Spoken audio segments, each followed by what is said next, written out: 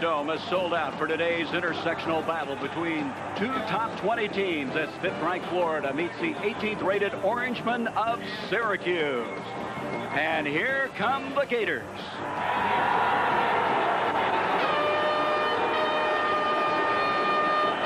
Unbeaten in their first two outings, explosive team averaging 47 points a game. The Gators are for real, and they're oozing with confidence as they shut out Alabama last week 35-0. Hi, everybody. I'm Gary Bender, and a new member of our ABC team, John Spagnola. All Ivy at Yale, the starting tight end in the Super Bowl for the Philadelphia Eagles. And John, welcome aboard. Thank you, Gary. I'm looking forward to an exciting afternoon of college football. Well, we ought to have a lot of offense. Steve Spurrier's Florida team has really gotten the attention of the SEC. That's right, Gary. They call it the fun and gun in Gainesville, Florida. And with good reason. Of the 35 pass completions so far this year from the Florida offense, 9 have gone for touchdowns. That's over 25%. Shane Matthews, last year's SEC Player of the Year, is the quarterback of the Gator offense, and he is surrounded by a wealth of talent at the receiver positions. But oddly enough, Gary, in talking to the Syracuse coaches this week, their main concern defensively is to limit the Gator ground attack. And the Orangemen of Syracuse coming onto the field here at the Carrier Dome.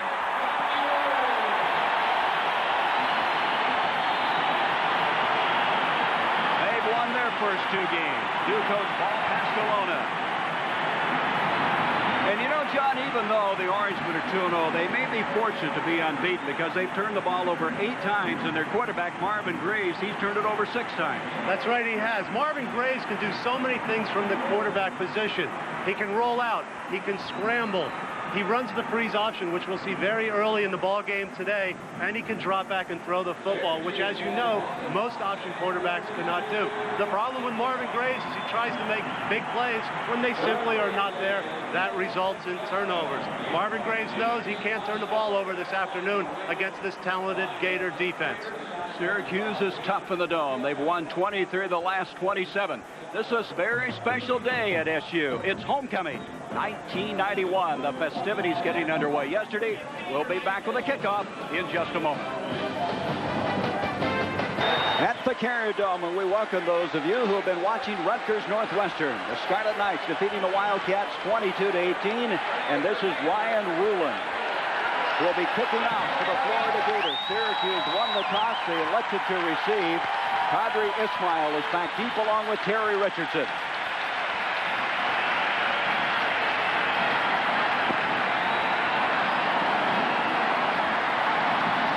It's going to be Richardson at the 5-yard line.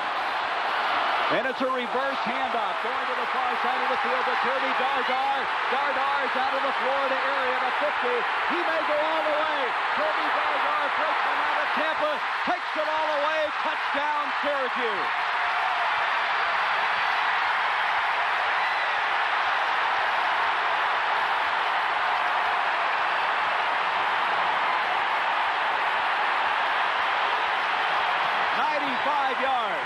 From the end zone, Terry Richardson gets the kickoff. He heads to his right.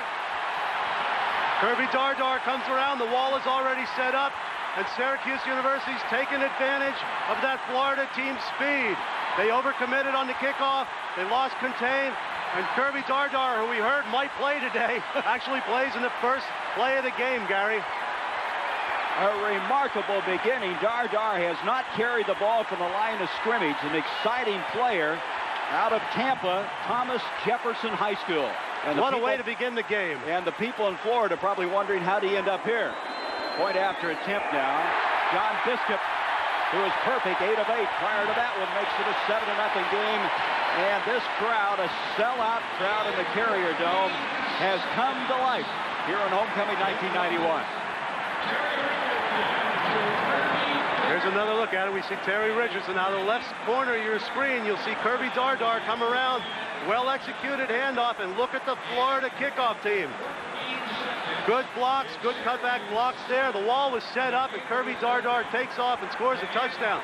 You know, Gary, oddly enough, we asked the head coach, Paul Pasqualone, if he would defer today if he won the coin toss, and he said, I think I'll receive. He didn't tell us he had this trick up his sleeve. I think he'll receive the rest of the year with a beginning like that. Pasqualoni, unbeaten as the new head coach of the Orangemen, with a 2-0 record. And the people really haven't even arrived on the scene. They're still coming into the ballpark, and they missed an electrifying moment as Steve Spurrier's team now down 7-0. But if there's a team that can play catch-up, it's the Florida Gators. Well, this should rattle the Florida fans a little bit today. The thing they have to be concerned about now, and a big concern of Steve Spurrier's, was that the crowd noise here could cause some problems. He was worried that if Syracuse got in the game early and did well, the crowd noise would create problems for his offense. We'll see whether or not Shane Matthews can audible, which he likes to do so much. Here's one of the outstanding kickoff men of the country, Pat O'Neill, out of Harrisburg, Pennsylvania. He's had only one kickoff returned all year long. Harrison Houston and Larry Kennedy will go back for the Gators. O'Neill last year had 47 of his 67 kickoffs not returned. This is Harrison Houston, and he'll down it. And the Gators will start from the 20-yard line. Shane Matthews, who has thrown 8 touchdowns in the first 2 games. The junior, who was the SEC Player of the Year. He'll be the man at the controls. He has an offensive line in the running back department that has a lot of weapons. Red, 170 yards last week. McNabb, solid fullback. Jackson, who was a former fullback, now playing tight end. Cal Dixon is probably the best center in the country. They have 4 starters back in that offensive line. This is Rhett. And Rhett crosses the 20 up to the 24. There's a late flag on the play. Jim Wentworth made the stop for the Orangemen. We'll have to sort this one out. Face mask. Let's set defensively now. The Orangemen. Rooks. They feel he has an NFL future. Mitchell, very focal in the middle. Lasardi taking the place of Dan Conley, who they lost for the year with a knee injury. And Dwayne Joseph already has 2 interceptions. He is another Florida product out of Miami.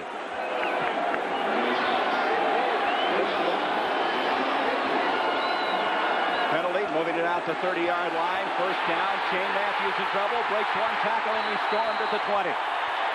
Kevin Mitchell, there he is. You're going to see a lot of number 50. He is vocal, continually jabbering in that defensive position and backing up. He's talking all the way. Kevin Mitchell's giving up 40 pounds against Cal Dixon, the center for Florida, but he's very quick, and I think that large centers often have problems with nose guards who are extremely quick. Kevin Mitchell is a very active nose guard. Loss of 9 on the play, just outside the 20-yard line. Very unusual beginning to this game. Handoff, and no place to go as Rhett. He is stormed down. Wentworth, 77. Garland Hawkins, 95. Met him in the hole, and that is a rude awakening when you're trying to run up the middle. When we talk to Kevin Coyle, the defensive coordinator for Syracuse, he will look at it again. Look at Wentworth on the right side of your screen. He comes in, but George Rooks took an inside charge and made the tackle on the draw play. 3rd down, 15 yards to go. 7-0 Syracuse. Matthews with some pressure. Far side. Houston checked that. Trey Everett, the intended receiver. It was Greg Walker. Good coverage, and Florida's going to have to punt the football. Outstanding defensive series by the Syracuse Orangemen. Steve Spurrier, his team last year set 14 school records, 9 in the SEC offensively. This is Shane Edge, a true freshman out of Lake City, Florida, who pumped the football to Shelby Hill. He has 2 kicks over 60 yards this year. Florida could use a big kick now. An exceptionally good punch, and it does not take a Gator bounce. It's going to go out of bounds at the 43 of Florida. Syracuse will have it. They'll have their first snap. They also have a 7-0 lead. Starting this game out in a dramatic fashion. A 90-yard kickoff return started with Terry Richardson handing off to Dardar, and he then reversed to the far side of the field, 7-0, and after a 28-yard punt, Syracuse will have their first snap from the line of scrimmage from the 43 of the Gators. Pasqualoni couldn't have scripted this any better, Gary. Marvin Graves, last week, career high 251 yards passing, has Gedney, the tight end, lined up to the near side. That's at Free's option. Pitches back to Walker. He fortunately retrieves it. And Walker somehow gets back to the line of scrimmage. That could have been a disaster, and that's exactly what Syracuse can't do, is leave the ball on the floor. That's been a problem. As you look at Marvin Graves, there's the 251 yards we talked about. He's committed 6 turnovers. That's of great concern to the Orangemen.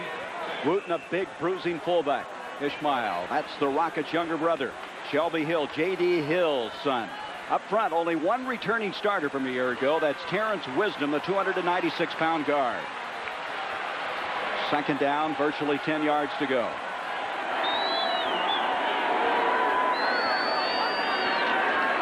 Graves going to pull up and throw.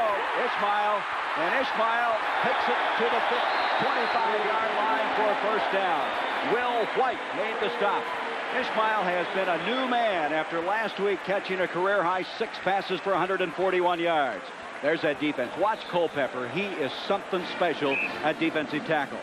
And when you talk about linebackers, I tell you, John and I have talked about Tim Paulk all week long. He is absolutely one of the most ferocious players you'll see in college football. And in that secondary, Will White, who just made the tackle, had 7 interceptions a year ago. First down to the 26 of the Gators.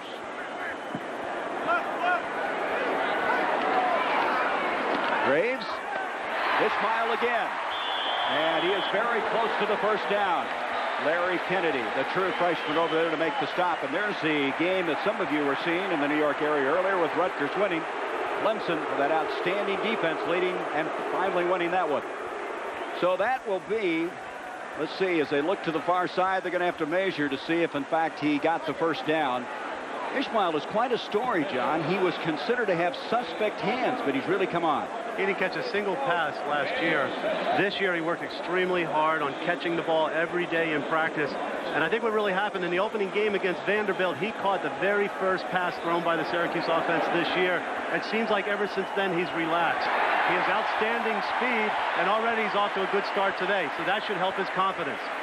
Well, good bloodlines, huh? The Rocket now playing up in Toronto in the Canadian Football League. As you could see, the measurement indicating the first down. So he had a record day last week against Maryland and off very effectively in this one. First down to the 16. It'll be Hill and Ishmael split to the top. Syracuse with a 7-0 lead. Graves now changing the play.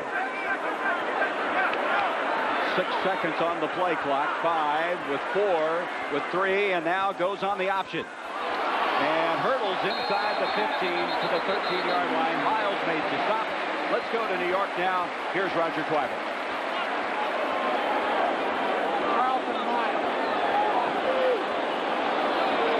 Kelly finds Mark Adams 10 yards for the touchdown with less than 2 minutes to go. And the Volunteers would hold off Mississippi State 26-24. And also to update you, Texas A&M has gone ahead of Tulsa 34-29. Let's go back to Gary. Roger, thank you. Boy, Jackie Sherrill's team going on the road for the first time, but they gave the Vols a scare, didn't they? They certainly are for real this year. Second down and 7 for the Orangemen. Quarterback draw. Graves takes it to the 10. He's still 3 yards short of the first down. Tony McCoy made the stop. You can see what kind of problems Graves poses for a defense. That's right. That's what we talked about at the opening of today's game. Marvin Graves has already shown that he can run the option, that he can pitch the ball, and that he can throw that option pass off the option. And that's what makes it so hard to defend him. One of the problems today for Florida's defense is Syracuse is going to shift the ball, and Florida has to know who has contain on every option play. Third down and 4, just short of the 10-yard line.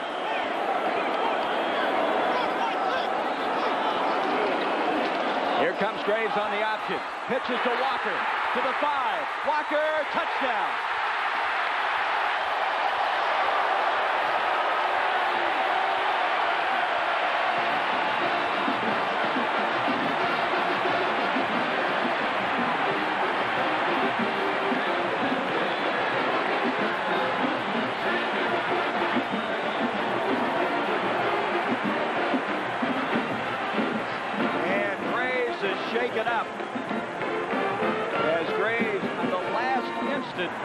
beautifully to Walker, who took it in from 10 yards out. Well, that's what makes Graves is such an exciting player. He does that. That's why he turns the ball over sometimes. But the flip side of that is he can make plays like that. Well, he staked his team to a 13-0 lead as the officials now have a timeout. If he can't go, they have an exciting sophomore out of Houston by the name of Doug Womack, who runs the option, and then they have Mark McDonald, who's been a big player for him through the years. Mark McDonald stepped in last year and started 2 games for them, and Syracuse won both games. Biscuit, point after attempt, and a stunner here early. 5th-ranked Florida finds themselves down 14-0, and we still have 10:49 left to go.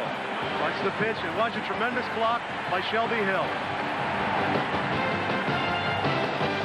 To the 14-0 lead, but John Spagnola, let's see what happened to Marvin Graves. Marvin Graves is running the option once again. He starts to cut a little bit, and he wants to pitch the ball. He wants to attract defenders, and he hurts his right foot. Now, this could be a case of turf toe, which can be very painful. He might have twisted it right there where he fell down. Walker makes a great catch on the pitch, and at the right corner of your screen, you'll see Shelby Hill, who engages the defender and allows Walker to escape into the end zone. That's one thing that Pascalona wants. His wide receivers must block. And Shelby Hill did that, as you just pointed out, and they're looking over Marvin Graves.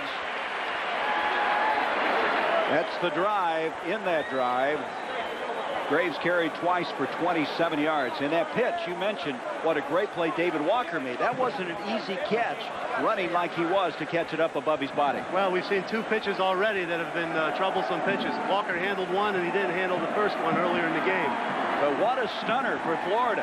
They've had 3 downs and out, and they've been stunned. They're trailing 14-0 as O'Neal will kick off again. Harrison, Houston, and Larry Kennedy back for the Gators. Look at this kickoff. Does he get into him? They'll get on it, down it, and Florida will take it from the 20-yard. Now, what a weapon number 4 is. You just don't get a chance to return a kickoff. It's very comforting as a defensive coordinator to know that opposing offenses are almost always going to start on the 20-yard line. But don't kickers love to play in a dome? Oh, yes, they do. And so now Shane Matthews, down 14-0, will start this drive from the 20-yard line. It all began with an electrifying reverse on the kickoff that went 90 yards for a touchdown. Syracuse then moving at 43 yards and 6 plays to score again. Matthews to Rep. Very correct. Weaving his way out to the 22, a gain of 2. John Lasardi made the stop. The thing that's happening right now is that this Syracuse forward wall is doing an outstanding job against the run. And last week, Alabama had a tough time stopping Eric Rett. Yes, they did. Eric Rett really got his motor cranked up in the second half. They have a big physical offensive line, Florida has. They're going to try and wear down Syracuse's defensive front. Led by Cal Dixon at center, 2nd and 8. Play action fake. Over the middle to Rett, coming out of the backfield, trying to get the first down. He's very close. Lynn Young, who is the leader of that inside linebacking spot, a pre-med student who calls all their defensive signals, made the stop, and they now indicate first down Florida. So their initial first down of the game. Florida will get the ball to all of their receivers. Eric Rett, believe it or not, as a running back, is averaging 16 yards a catch. What did you tell me? 16 guys have caught the ball on Florida's team in 2 games. That's right. They have depth at every receiver position. That includes running back. First down from the 30. Matthews with time. And he connects. Alonzo Sullivan to the 50. First down to the 48 of the Orangemen. And all of a sudden now, this fun and gun offense starting to get on track. Lasardi again on the stop, along with Tim Sundquist, who is a free safety. At the conclusion of today's game, we'll be selecting a Chevrolet Most Valuable Player of the Game from each team. And for the 21st year through the Chevrolet Scholarship Program, $1,000 will be donated to the General Scholarship Fund of each school. From the 49 of the Orangemen, Florida in the Syracuse end of the field for the first time. Complete to Rett, and coming out of the backfield, he makes the catch to the 43, and that's twice now. They've had the play action fake, sent him up the gut, and thrown it to him. That's right, they have, Gary. They also used Monty Duncan as a tight end there. We were told he'd be playing a little bit today for Terrell Jackson, particularly in passing situations. They were able to dump the ball off to Rhett once again. Inside 9 minutes to go in the first quarter, the Orangemen of Syracuse, 18th ranked, leading 14-0. Pitch to Rhett. And Rhett has the first down with good effort. As he's able to move the pile to the 37-yard line, Glenn Young eventually making the stop. Rhett is out of Pembroke Pines, Florida. He had a suspect knee coming out of high school. He really wanted to play at Florida State. They wouldn't take a chance on him. And Steve Spurrier's glad he ended up in Gainesville. Well, I'll tell you, for only a sophomore, he really shows tremendous amount of patience at the running back position. He's learning to wait until the hole develops before he hits it. Rhett comes out. Willie McClendon replaces him at tailback. First down. Matthews, far side. The intended receiver is McClendon, who had just come in. JoJo Wooden, the linebacker, dropping back to cover it very effectively. Florida tried to get a mismatch between a linebacker and a running back on that play, but JoJo Wooden played coverage extremely well. What was it Steve Spurrier said? He thinks Shane Matthews can be the best quarterback he's ever had. I think so, yes. Good action up front. Good protection by that big Florida offensive line. George Rooks mixing it up a little bit there with Tony Rao, the offensive tackle. 2nd and 10. Being flushed out. Matthews, he's not known for his running. JoJo Wooden got a hand on it. He is the brother of Terry, who's playing with the Seattle Seahawks. And he's got range at 6'4", reached up and batted it away. Florida tried to run the same play they ran previously, where they hit Alonzo Sullivan on a hook pattern. This time, Syracuse changed their defense up. And that's one thing Kevin Coyle said he wanted to do today. He wanted to give certain looks and then change those looks. He didn't want to disguise his coverages. 3rd and 10 for the Gators. 3 wideouts on the play. Matthews to McClendon. McClendon to the 25. First down to the 19. That has been their bread and butter play on this drive. 3 times they've thrown to the running back over the middle. Brilliant call by Spurrier. It almost looked like a middle screen, but the linemen weren't involved. Florida took advantage. Florida takes advantage of the pass rush. We see a blitz by Lasardi, number 39. Nobody's in coverage on McClendon. He just sneaks through and gets the first down. Willie McClendon, who led him in touchdowns a year ago, was 7 with an 18-yard grab. First down now to the 19. Hand off to Rhett. And Rhett takes it inside the 15, close to the 11-yard line. Tim Sandquist, one of the co-captains on the team, hit on the stop on Rhett. Was a 6', 212-pounder. We're at the sold-out Carrier Dome. It's homecoming at Syracuse, and the Orangemen have taken this crowd and just elevated them up with emotion as they have an early 14-0 lead, taking the opening kickoff 90 yards for a touchdown and a drive of 63 yards, giving them a 14-0 lead. Here's a give to Rhett on 2nd down and about 2, and he's very close to the first down. We understand, John Spagnola, that Marvin Graves' injury was his foot was stepped on. He will return. Well, that's good news for Syracuse. It would be devastating today if they lost Marvin Graves. I'm sure the whole offensive game plan was based on what he could do. And with the backup quarterbacks, one is a passer and one is an option runner, they really wouldn't be able to accomplish what they wanted to do offensively today without Graves in the lineup. First down, you saw the stat a moment ago, how effective Florida is in the red zone. That's the 20-yard line in. Pitch to Rhett. Hits popped inside the 10. Kevin Mitchell met him there. Mitchell's like a linebacker. He runs so well and yet plays at nose guard at 6'1", 295 pounds out of Harrisburg, Pennsylvania. And he will be all over the field. They will use him outside on a nickel rush from time to time. 2nd down, a gain of 2, 2nd and 8. Carlin Hawkins, the outside linebacker, really stood up the tight end there and allowed Mitchell to make the tackle.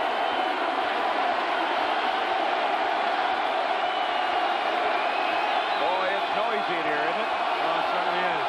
And Matthews is trying to change the play. And 2 seconds on the play clock. Going to the end zone. Everett, touchdown. Trey Everett. That ball was beautiful. thrown. And Trey Everett with his second touchdown catch of the season. He just disappeared from our sight. He did. He was able to isolate Tony Montemora in one-on-one coverage. Shane Matthews makes the play action here and holds the linebackers just a little bit. We have one-on-one coverage. Tony Montemora on Trey Everett. Trey Everett just beats him to the corner, and it's an excellent pass by Shane Matthews. It can't be thrown any better. Trey Everett had a 57-yard catch, a big catch against Alabama last week. Point after attempt. Martin Krzyzewski comes in. He, along with Biscup, two of the fine place kickers in college football, and he adds the point after. So we've had a lot of football. 6:08 still left in the first quarter, and Syracuse leads it by 7. Coming 1991 here at Syracuse University, the bonfire that they had last night, as this sellout crowd today enjoying the early going for the Orangemen. 14-7, Florida scoring for the first time on an 80-yard drive in 9 plays. 7-yard touchdown pass from Matthews to Everett. I wonder if the kickoff return unit has any more tricks up its sleeve, Gary. You got to be cautious, don't you, if you're a Gator right now? Ryan Rulin will kick off again. This time it'll be Ishmael. Up the middle this time, and a big hole out to the 33, and their kickoff return is razor sharp. Well, Monday night, ABC Sports goes to Soldier Field for NFL excitement. The Chicago Bears against the Jets. Boy, the Bears are tough in the month of September, aren't they? They hate to see the month of September end. They play extremely well in the month of September. Well, they beat the Giants the last time. The Jets coming off a strong showing against the Bills. It all begins live at 9 Eastern, 6 Pacific on ABC's Monday Night Football. Graves is back in. That's good news for Syracuse.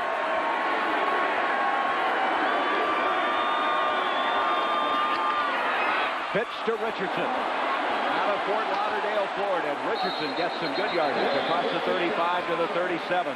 Del Spear made the stop. What a great block by Kadri Ismail there. Here we'll see the option coming right at you. It's the freeze option. Take a look at Marvin Graves. He'll step back, allow the fullback to clear. Fullback comes through. They predetermine the fullback's not going to carry. He pitches immediately. Watch the block here by Kadri Ismail. He stays with it, stays with it, stays with it, and allows Walker to get more yards. He just returned. That was Richardson, I'm sorry. He returned a kickoff 31 yards. Ismail became Syracuse's all-time kickoff return leader. This time, Wooten, a big, burly fullback straight ahead. He is out of Niagara Falls. He has 16 brothers and sisters. And he's kind of a thug, according to Pascalona, when it comes to blocking. He will mash you. Yes, he will. And like I said, Gary, they like to predetermine whether or not the fullback is going to carry the ball. That's the first time the fullback has carried the ball today. They have to keep that defense aware of running the ball inside. 3rd and 1 for the Orangemen. Walker, Richardson in there. They have the bone this time. They go to the wishbone. Wooten is the man who is in the front of the bone. Flags everywhere. They hand off to Walker. Now he got enough for the first down, but let's see what the penalty flags are all about. Florida was moving up front.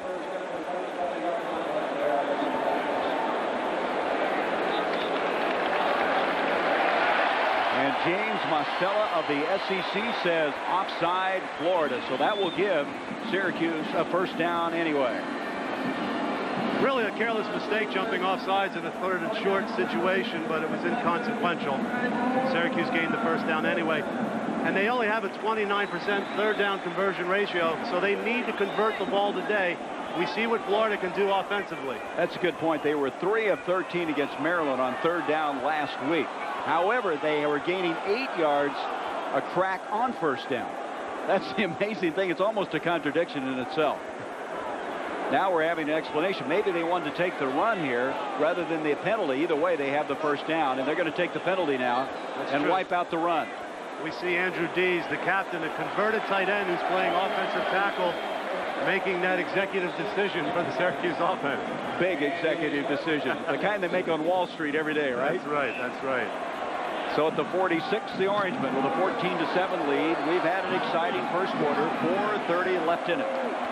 Ishmael, Shelby Hill split to the near side. That's Ishmael in motion.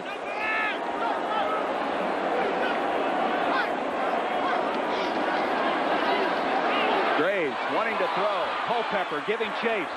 Intended for Hill. And a flag. Larry Kennedy was hooked up with him at the 36-yard line. That's what makes the option so tough. You're running and you suck everybody up, and then you pull up and throw the football. That's right, Gary. This last time we saw the freeze option. This is the reverse option.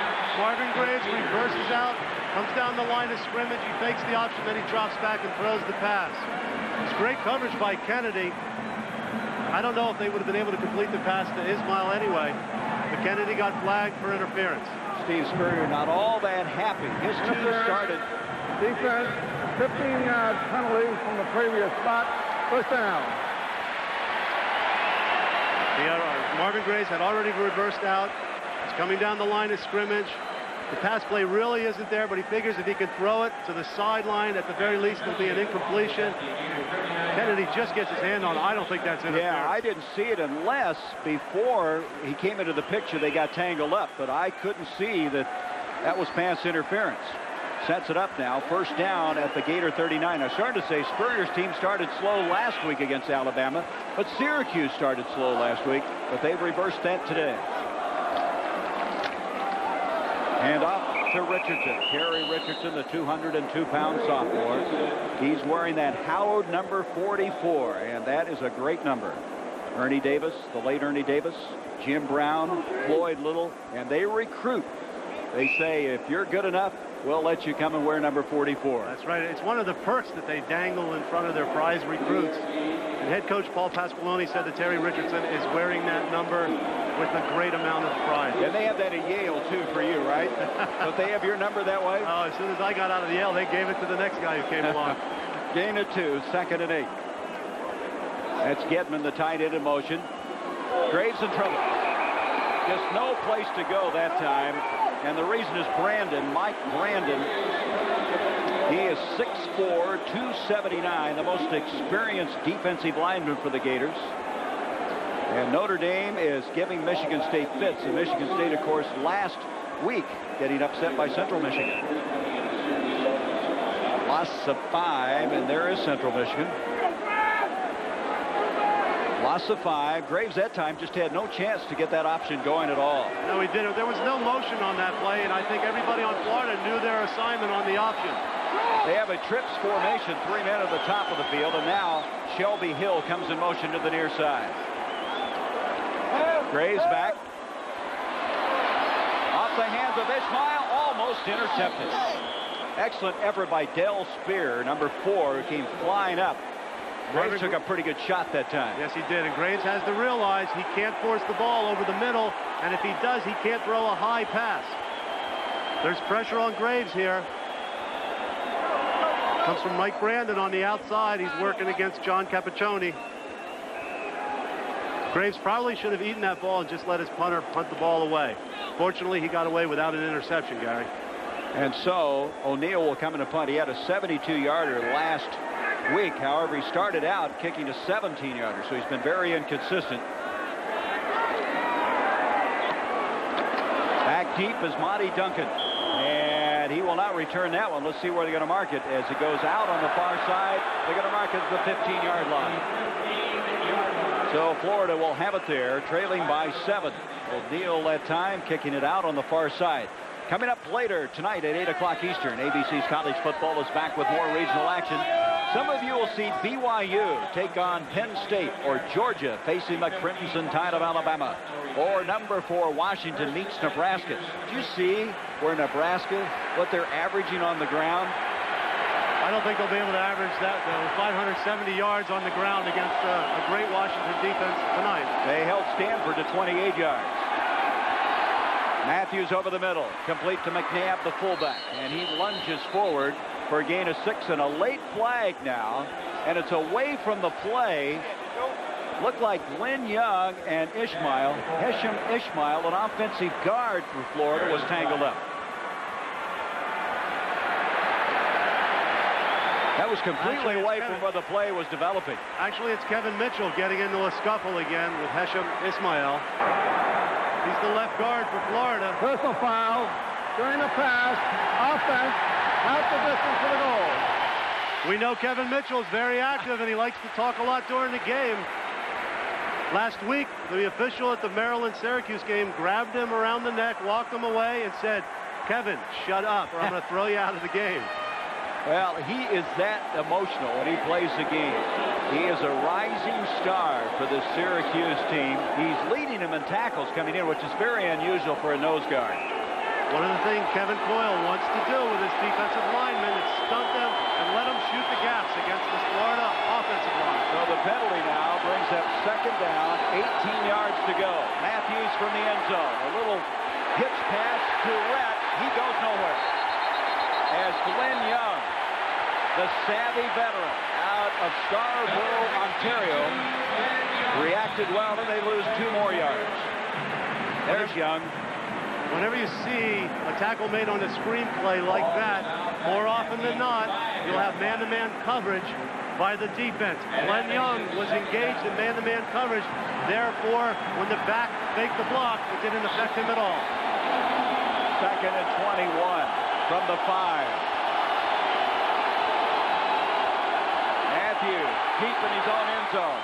Out it comes, and he gets out of a big hole, complete to Rhett. It's not enough for the first down, but gives him some operating room as he brings it out to the 13-yard line. That was Montemora, Tony Montemora, the strong safety, number 28, who made the stop. Well, Eric Rhett is really a complete back, though, isn't he? He runs the football. He's caught everything thrown to him today. And he gets Florida out of a hole. At least they can try and convert now on 3rd and 12. 3rd and 12 is what it is. This crowd is on their feet. Mishandled snap. I think Matthews got it back. But it'll be 4th down, and Matthews is very fortunate he was able to come up with that one. That you can only attribute to the Carrier Dome crowd, Gary. That kind of noise, even though Shane Matthews is very close to his center, Cal Dixon, he simply cannot hear him. Here's from the reverse angle.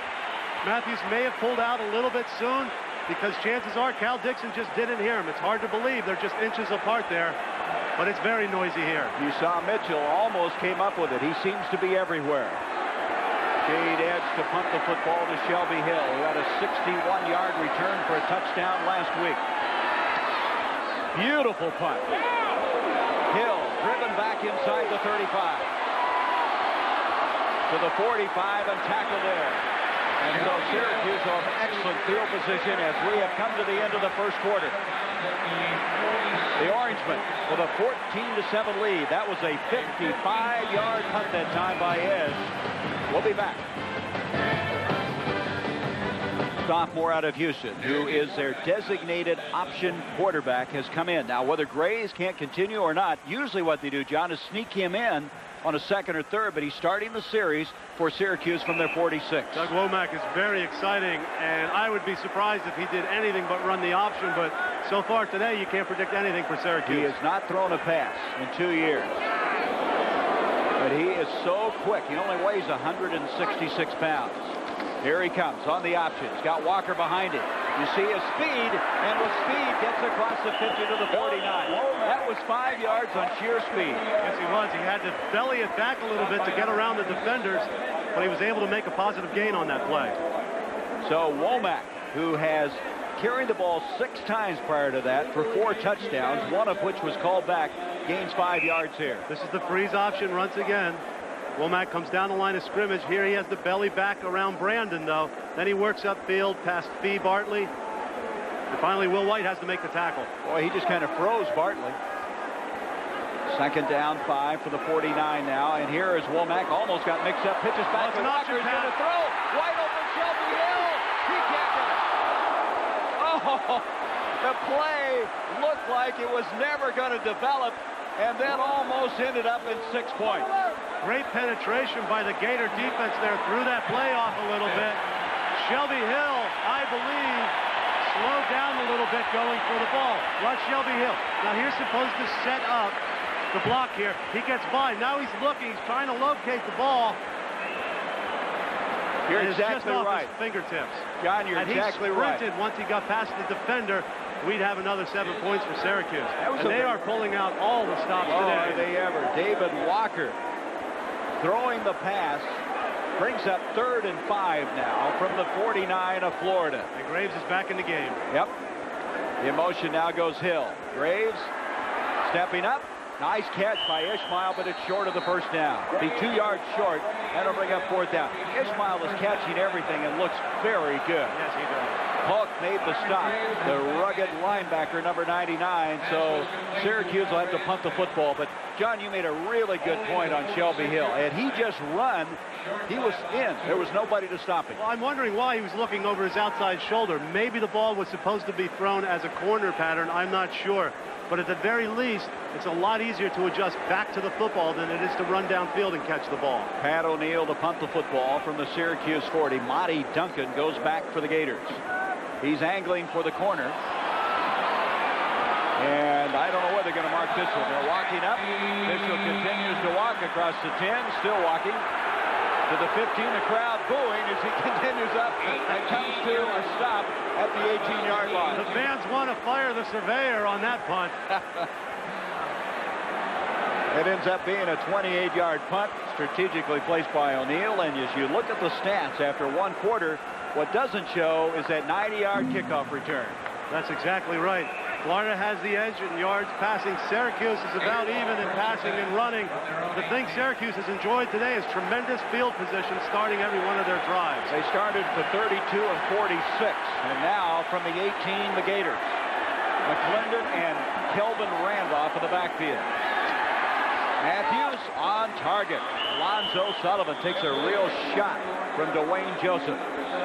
Sullivan was ineligible during the spring because of academics, and he started now the first 3 games for Florida. Well, they're giving Sullivan a lot of cushion. Dwayne Joseph pedaling back. He's in the zone, but with the play action, you see JoJo Wooden can't get over to get underneath to force the pass a little bit higher, so it's an easy completion for Florida. 13-yard gain, first down to the 31. 14-7, Syracuse in the lead. Matthews back. This time it's Randolph, the fullback. Makes the catch at the 35 and gobbled up there by Glenn Young and company. Randolph alternates that fullback spot with McNabb. He is a sophomore out of Tallahassee. Line of scrimmage will be the 36. It'll be 2nd down and 5. There is Young, and he's missing his cohort, Dan Conley. The other inside linebacker is out for the year with a knee injury.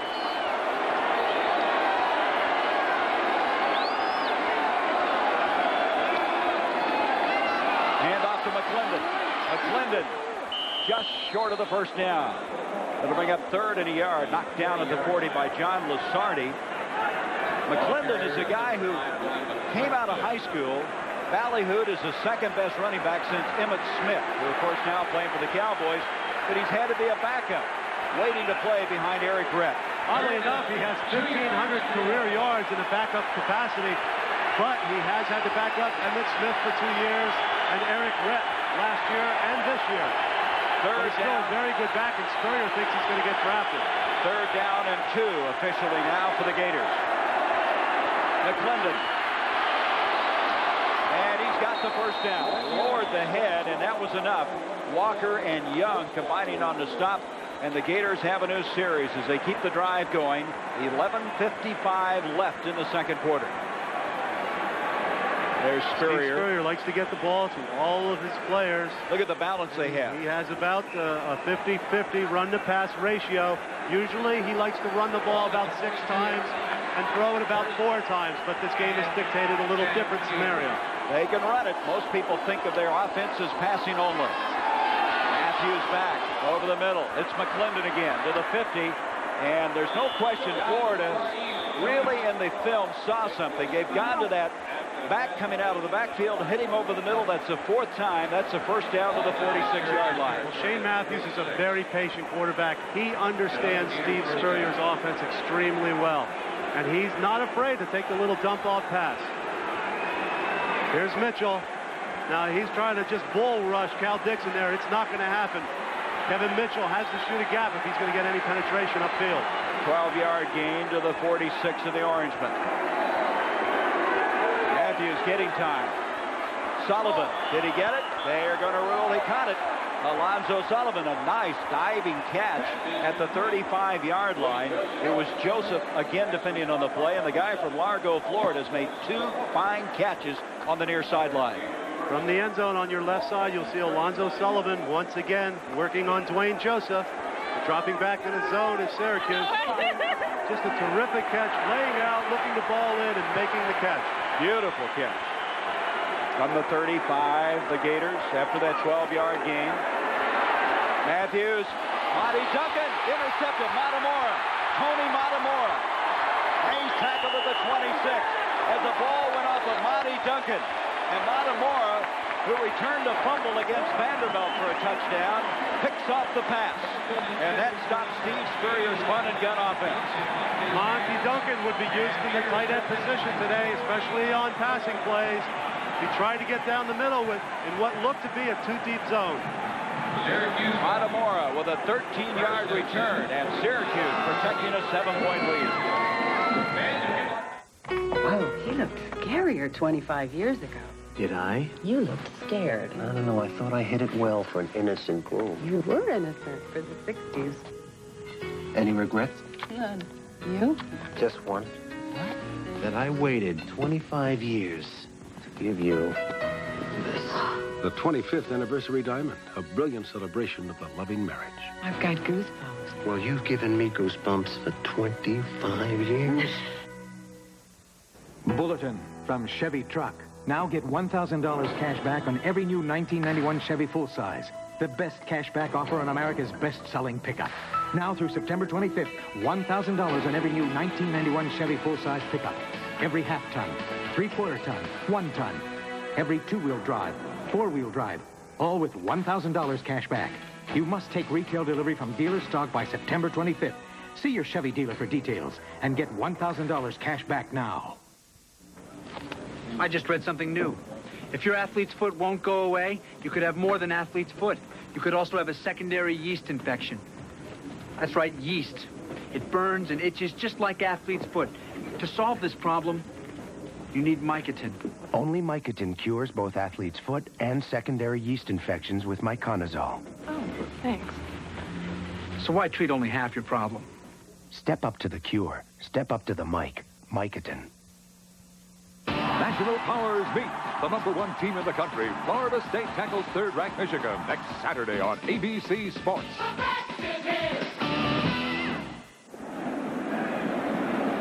Syracuse stopping the last drive on an interception by Matamora. We're going to look at it again, John.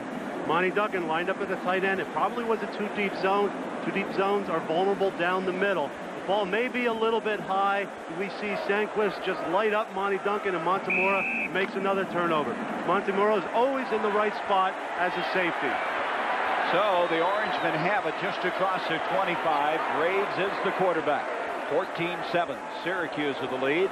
11 minutes left in the first half. Graves throwing. Catch by Hill. Nice catch by Shelby Hill. First down. You know, that ball came out of a hole. You could not see Graves, and somehow he got it between the defenders and completed the pass. It's hard to...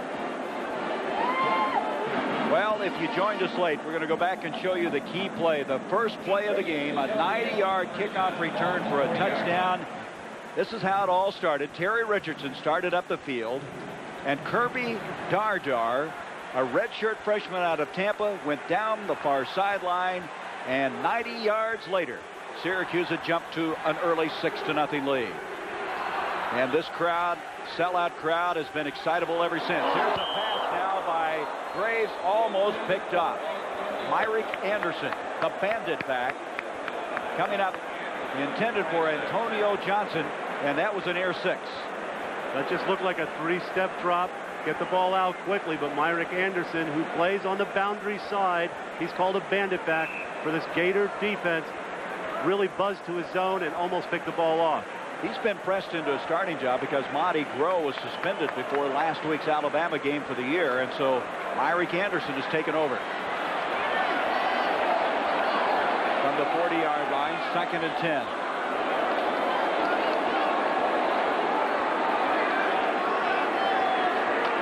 Graves, sprint draw. Looking. Complete to Gedney. And Gedney has the first down. And they think Gedney could be the best tight end they've ever had at Syracuse. Polk and Anderson combined on the stop. And Gedney coming up with his 6th catch of the year after catching 24 last season. Gedney is a rangy tight end. He's really improving as a blocker. He has good hands, good height, and he's a great target. The play action to Richardson set that completion up to Chris Gedney. They had so much confidence in him that Andy Dees, who shared the tight end spot, has been moved to the starting right offensive tackle spot. First down after 12-yard gain. Here's a handoff to Richardson. Richardson for 6. Tim Polk making the stop. You can see why they like Richardson. He is kind of a slasher. Sometimes, though, he has a tendency to look for a bigger play rather than just getting what he can get out of each play. That's Always true. looking for the big one. We saw Richardson last week against Maryland try and cut back a little too often. But he has a little more speed than David Walker. Top 3 teams idle today. Of course, you'll see Florida State and Michigan next week here on ABC. I'm just keeping it flex like this. Second down, 6. Graves, Hill, wide open, first down, and wrestled backwards, but they'll give him the first down just short of the 30-yard line. Larry Kennedy over there. And Shelby Hill, who didn't catch a pass last week, has now started to get open for the Syracuse team. There we are from the reverse angle. Shelby Hill will be at the bottom of your screen. He split out very wide. Marvin Graves throws the ball, hits him right where he should be caught. Shelby Hill turns upfield for the first down. You know, Shelby Hill was a little shaky on that first catch. I think he's settled down. When you don't catch a pass for 2 weeks, sometimes you're unsure of your hands. He was a little shaky on that first one. That ball he caught very cleanly. His dad, J.D. Hill, a great receiver for Arizona State and the Buffalo Bills. In attendance, we saw him before the game. Hand off to Richardson on the first down. He's to the 30, to the 25, and bends it for a first down to the 22-yard line. Will White, Myrick Anderson combining on the stop, and Syracuse really mixing it up well. Richardson running well out of the I formation. We'll look at it from the side. Good blocking up front. Good lead block by the fullback. Richardson cuts it around, finds the opening. But right here is where he cuts back against the grain. I'm not sure if he would have been better off cutting to the left. It's easy for me to say. I was never a running back. But a good runner at tight end. Gain of 13 from the 23-yard line. Hand off Richardson. And Richardson stopped at about the 20-yard line. That's a little counterplay that they run off the option. Ed Robinson, who is a brother, by the way, of Dexter McNabb, one of the fullbacks for the Gators, there to make the stop. They like him a lot. They alternate him with Miles and Polk in that inside linebacking spot. Well, I'll tell you, Jackie Sherrill gave the Vols a scare. What a job he's doing in Starkville. He's certainly showing everybody that his Mississippi State team is for real. Oklahoma continuing to have a pretty soft schedule early. They'll start getting ready for that Texas game. Second down now, 8.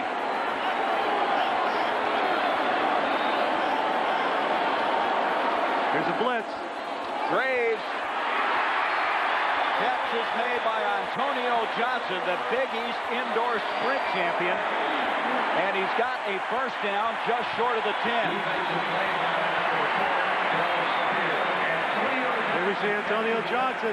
It's blitz coverage, so he's one-on-one on Del Spear. Runs a nice hook route. Marvin Graves puts the ball a little bit over the outside shoulder. That's fine. A completion and a first down. I'll tell you, Graves really sorting the passes around. Hill, Ishmael, and now Johnson. He's 7 of 10 for 75 yards. Doing exactly what he had to do today. Gedney and Barker double tight end alignment. First down outside the 10. Graves hands to Richardson to the 5. Maybe not quite to the 5. It'll bring up second down there. I'm impressed by Syracuse's inexperienced offensive line, how they're blowing some people off the ball right now. Well, part of the problem is, at least for Florida's defense, is Graves is so mobile at the quarterback position, they're not sure where the ball's going on any given play. So I think they're playing a little tentatively right now. Arizona State, who beat Oklahoma State last week, leading USC in the early going. They marked that ball at the 7. Gain of 4, second and 6. Antonio Johnson late arriving on on the scene. 9 seconds on the play clock. The crowd getting to their feet now. 5 seconds on the play clock. On a 2nd and 6 with 2, and all kinds of movement. Looked like Dees, the right offensive tackle, left prematurely. That play looked like it was doomed from the beginning, didn't it? Sometimes you should just take the time out. Isn't that true, though? It snowballs on you. Once somebody gets there late, the continuity really breaks down. That's right. Looks like Syracuse wanted to take advantage of something Florida was showing them there defensively, Gary, but they weren't able to get the ball called. Offense, 5-yard penalty, repeat 2nd down. Boy, and you get in that red zone, though, you don't want to get the penalties. Now it's 2nd down and 11. 12-yard line of scrimmage, out to the 12. And 11. Syracuse needs to Their field goal kicker, Bishop, has been perfect this year. He's 4 of 4. Should they resort to that? This is Johnson in motion. Graves on the option to the short side of the field, takes a real shot from Myrick Anderson. Vicious hit. And Graves opting to the near side, the short side, couldn't get the defense strung out at all. Here comes the option right at you. We saw Myrick Anderson play really well in pass defense, almost intercepted a pass in the first quarter. Here he comes down the line. He has the quarterback in the option, and he makes a vicious tackle. Ooh. Sending a message not to come his way anymore. 3rd and 13 now. As Walker, David Walker, and Terry Richardson come into the backfield with Paul Pascalone's team. Getting into the near side. Johnson, Hill to the top of the picture.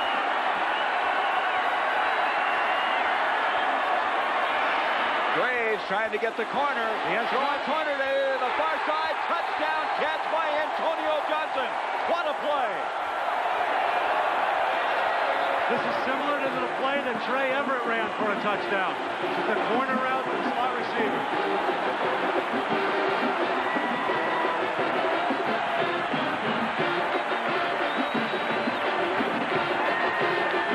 Let's take a look at it. From behind, you're behind Marvin Graves here. Good block by the fullback, allows him to get around the corner. We see Antonio Johnson in the corner of your screen. Ball's laid out beautifully. Larry Kennedy cannot get there in time as he drops back in coverage. They must have had a busted pattern. Both Hill and Johnson are almost shaking hands when the ball arrived there. The Johnson, his first touchdown catch of his career. And it's a 20-7 game. Biscuit, point after. 21-7.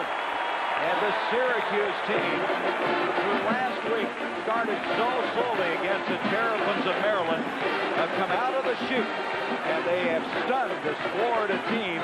They lead it by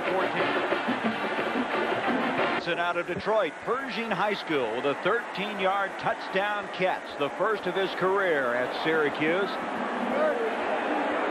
And the Syracuse team back up on top by 14. I can't say enough about George DeLeon, the offensive coordinator.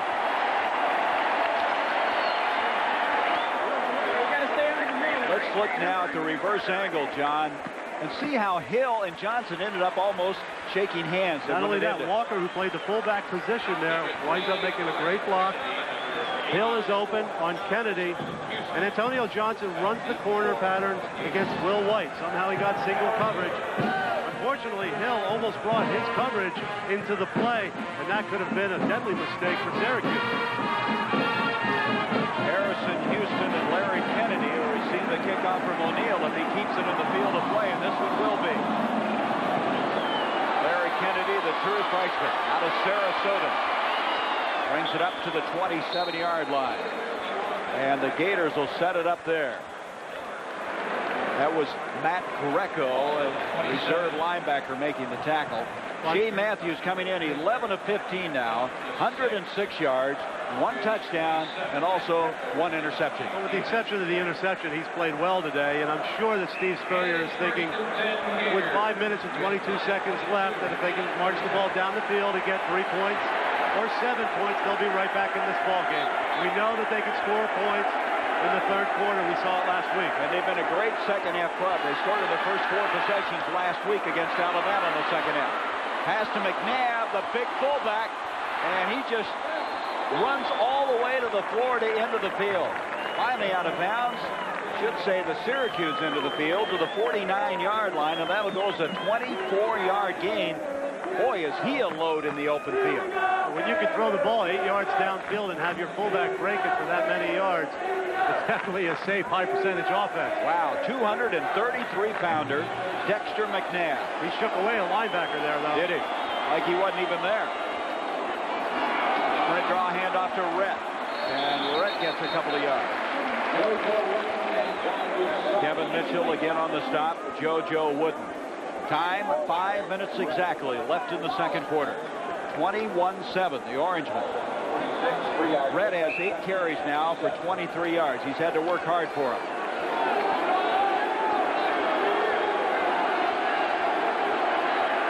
Terrell Jackson along with Harrison Houston's put to the near side. 4 wideouts. Matthews with time, and a nice catch by Sullivan. His third of the game. Good coverage that time by Dwayne Joseph, but Sullivan hanging on and making the catch and picking up the first down. Well, it all started in a sensational fashion. Dardar on a reverse, 99 yards for a touchdown. Walker on a 10-yard touchdown run, made it 14-0. Then Trey Everett on a fine throw from Shane Matthews. Cut it, and then a moment ago, Antonio Johnson, 13-yard touchdown catch, and it's back up to a 14-point lead for Syracuse. 10-yard gain on the last play. Matthews going deep. Catch is made. A remarkable catch is made by Aubrey Hill. Touchdown. What a catch. Now, wait a minute. The officials are going to confer on this one.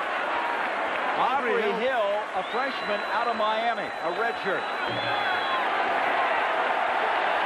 He just jumped over the cornerback there. And there's a discussion between the officials as to whether or not he had his feet in bounds.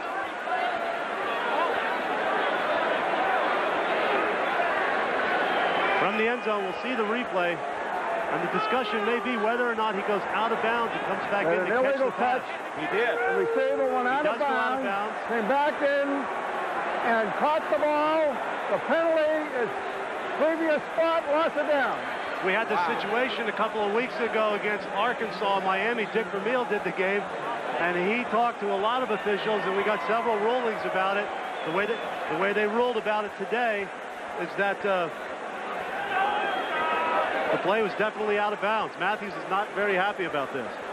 Shane Matthews went running all the way from the line of scrimmage to the end zone, thinking he had a touchdown, then having it wiped away. As an end result, second down. Now, my understanding of the rules that you can come back in bounds, and your feet don't have to originate in bounds. Well, they wipe it off, forget the touchdown. Matthews back. In trouble. And that is Garland Hawkins on the sack.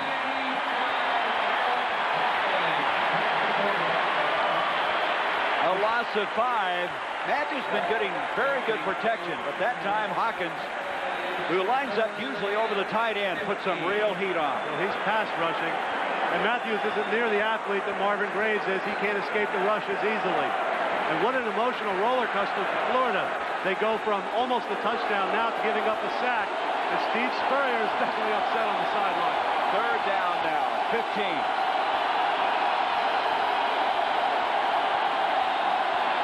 On the play action, got a lot of time, overthrown and almost intercepted. Willie Jackson, the intended receiver, Tim Stanquist, almost had the second interception of the day. There was a bit of a lull in the crowd there during the second quarter as the fans were settling in, but it's noisy here again in the Carrier Dome. And of real concern to Florida, it reverberates off of the ceiling. As now Edge is in to punt the football, hits it high. Shelby Hill's going to let it hit. And Florida, did they save it? No, they did not. Touchback, brings it out to the 20.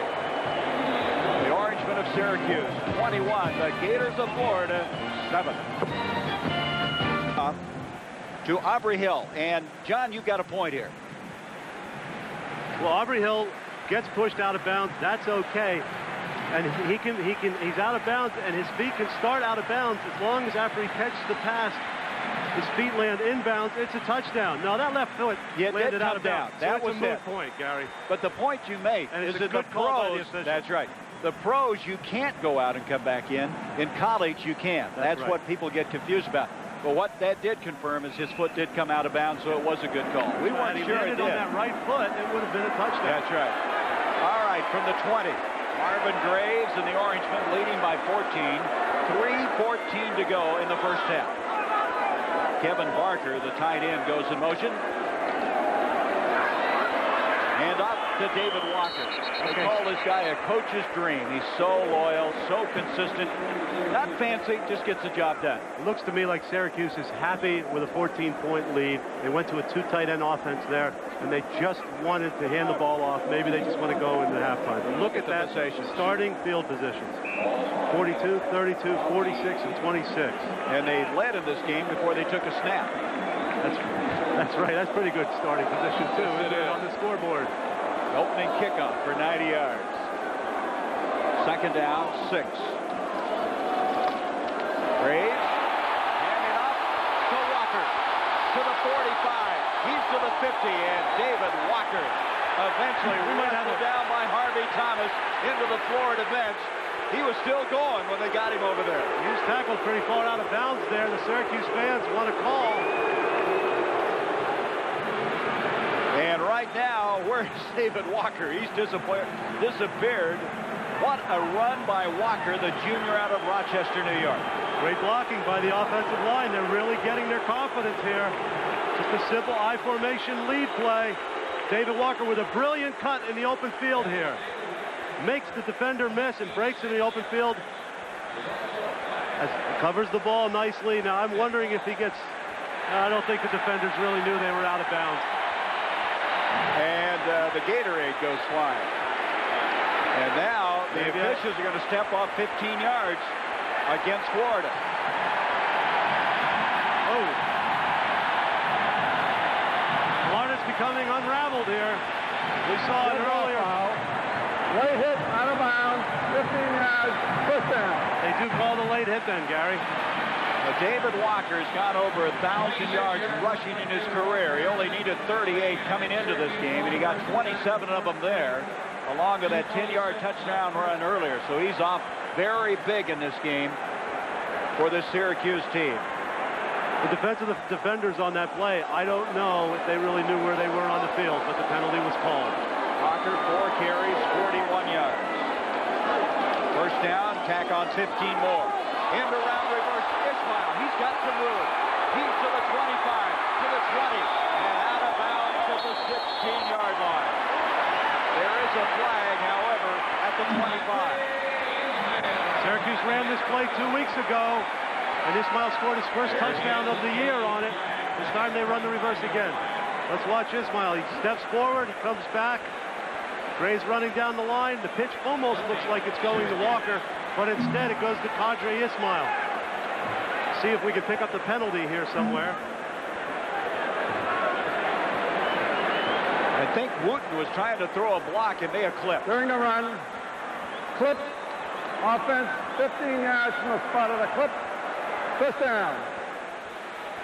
So that'll move it back to the 40-yard line. We just see the freeze option all over again. We've seen it today. Pitch looks like it's going to Walker. And look at the Florida defenders. Look at number 38. Here's where we have the clip called. Now, the clip was already called. It wasn't on 38, and I couldn't pick it up, Gary. So it was not on Wooten, but it was a clip at the 40. Here is Womack who's checked in at quarterback. You got to watch for him. They'll sneak him in, and he sneaks to the 36-yard line where he's tackled there. Brad Culpepper, coming off his finest game of his career last week, made the stop. He's the vice president of the student body at Florida. As Womack and Graves, that's a real handful for any defense. You get those two guys in there as Graves comes back into the lineup. Steve Spurrier saying, let's get this thing into the locker room. Let's revamp. He's very good at making adjustments, and he's going to have to make some in the second half. And he's going to have to rely on leadership from players like Culpepper to get his team back in the game. Second down, 11. They're going to run out of time, delay a game. I don't think Graves got timeout called. I don't think, or did he? Maybe he did. Boy, it was close. Actually, Kadri Ismail called a timeout just in time. So they are able to get the timeout just before the play clock expired. And so Syracuse will have a 2nd and 11 with 1:33 left in this half. Now, if they could get another 5 yards, they could have a crack at a 47-yard field goal. We'll be back with the conclusion of the first half in a moment. John Spagnola. We have 1:33 left in the first half. 2nd and 11 for Syracuse. They have 2 timeouts remaining. They have a field goal kicker in Biscuit, who's kicked 148, and they feel he could kick 160 yards if he had to. So it'll be interesting to see what they call here. They try to position themselves, or whether they're still thinking 6. Graves. He's going for all of it. Touchdown! Ismail. Once again, Syracuse caught Florida in a blitz, man-to-man situation. Lawrence Hatch on the coverage, single coverage. If you live by the blitz, you die by the blitz. What a throw and catch. What great execution by the Syracuse offense here in the first half.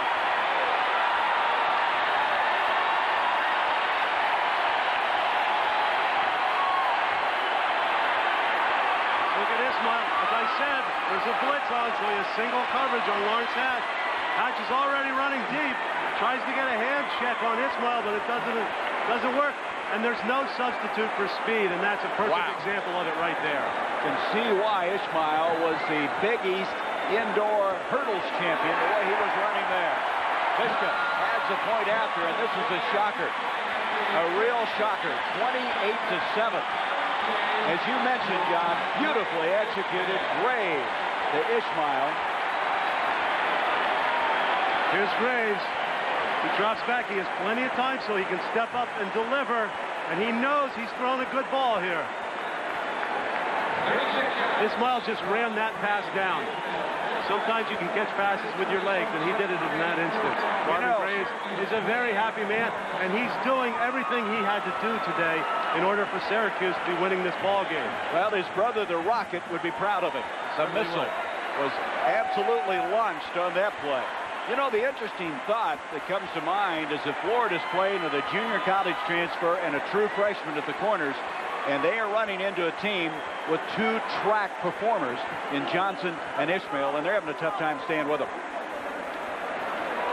Tonight, 8 o'clock Eastern, ABC's college football back, as you'll see BYU take on Penn State or Georgia, facing the Alabama Crimson Tide, or number 4 Washington beats Nebraska from Lincoln. Best is here tonight on ABC Sports. O'Neal kicking off to Houston and Kennedy. A little mix-up, but it'll be Harrison Houston. And he's out to the 25-yard line. And a rare return ball against Syracuse.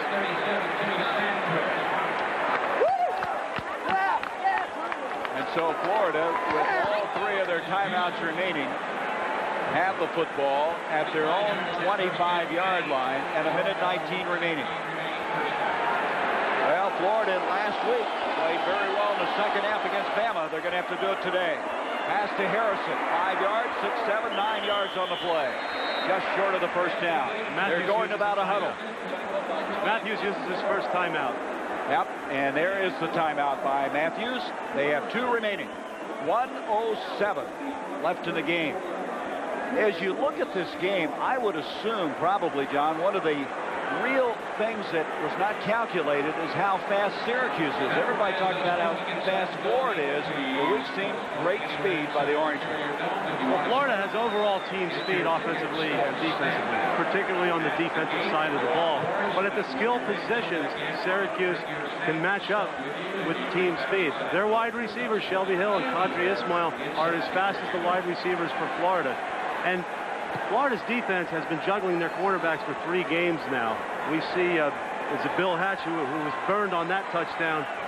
He's playing today against San Jose. They gave up over 300 yards passing, and Lawrence Hatch, was beaten on that play. So clearly they have some problems at the cornerback position, and all they really try to do, Gary, is tell the corners to just play pass defense, but even that hasn't worked so far today. Shane Matthews, who tossed his 9th touchdown pass, but also suffered his 4th interception. Used his first timeout. He gained 9 on the last play. 2nd and 1 from the 35. Minute 7 left in the half. Complete to McClendon. And that'll be a first down, and he gets out to the 44-yard line. Dwayne Joseph made the stop. We'll stop the clocks to move the sticks as Florida will go without a huddle. Willie Jackson has checked in, a sophomore out of Gainesville. 10-yard gain on the last play, 56 seconds. Complete to Hill, who had the touchdown taken away a while ago. Out of bounds. Line of scrimmage, the Syracuse 48. Montemore over there to make the stop. That stops the clock with 49 seconds left in the half.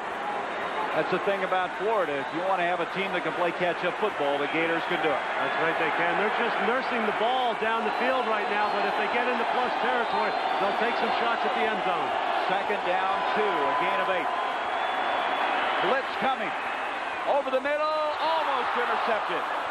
Sandquist was on his knees, and all of a sudden the ball was staring him in the face, and he couldn't react quickly enough. But Tony Jones bumped Aubrey Hill as he slanted in there and threw him off his pattern. Shane Matthews had already let the ball go. It was right before the ball was thrown, actually, so it wasn't interference. But that's what rattled that play right there, and it threw the timing off. Matthews already has thrown 23 passes in this game. 45 seconds left in the first half. 28-7. Syracuse leading 5th-ranked Florida. They have to convert the first down here, too. 3rd and 2. He got it. It's Rhett.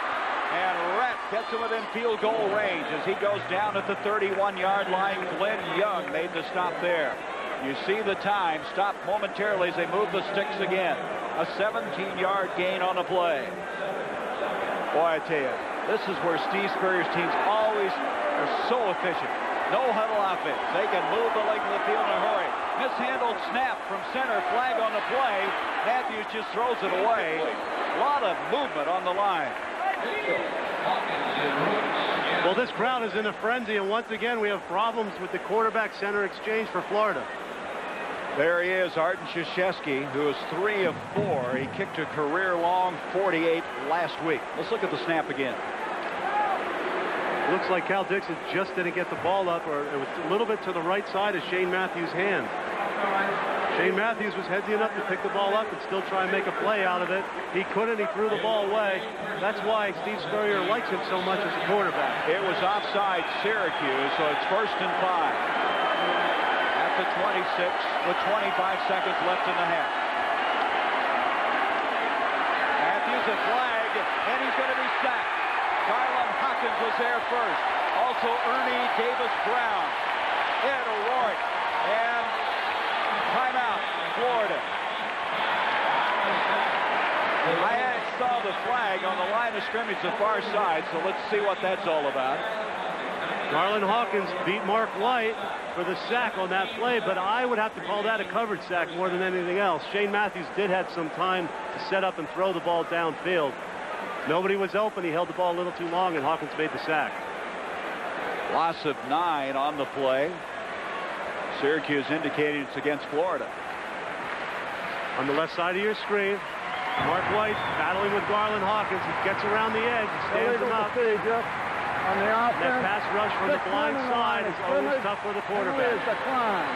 Illegal procedure, and of course after the 9-yard loss, Syracuse will refuse the penalty.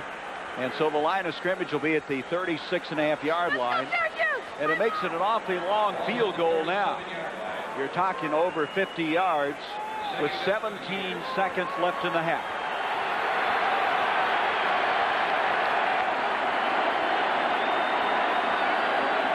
To 7, Syracuse with the lead.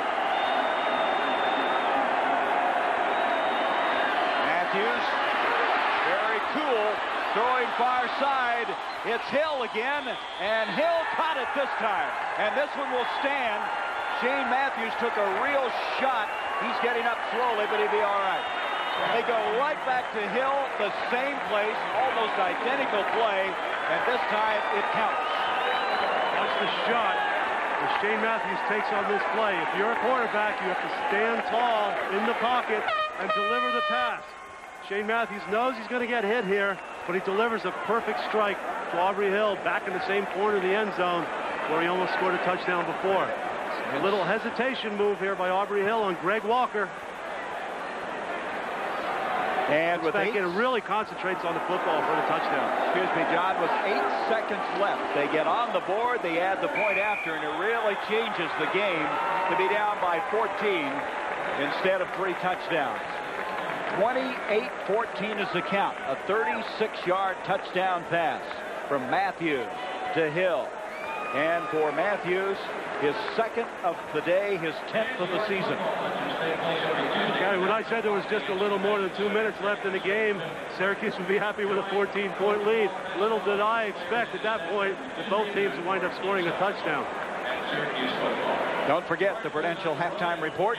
Mo Schembechler, Roger Twyble will be in New York, and also Gary Moeller, coach of the 3rd-ranked Wolverines of Michigan. And he'll be talking about that date with the Noles, the Seminoles of Florida State, a game you'll see next week here on ABC. Matthews has 220 yards passing, 18 of 25, 2 touchdowns, and an interception. What a spectacle this is here at the Carrier Dome. Sellout crowd. At times it's been deafening in here. What was it the Gators said? They don't play well on artificial surface. That's true. That's right. Well, you wonder sometimes if that hangs in the minds of the players. Shane Matthews was the one who said that he hated to play on AstroTurf, and he's playing an exceptional game today. Kind of a knuckleball. Ishmael will come up with it. And he's still on his feet. 35-40. What a first half he's had. He's tackled at the 40-yard line, and that brings us to the end of the first half. And what a first half it's been. The Orangemen of Syracuse, who led 14-7 after 1 quarter, now leading it 28-14. The Orangemen right now in an upset mode over 5th-ranked Florida.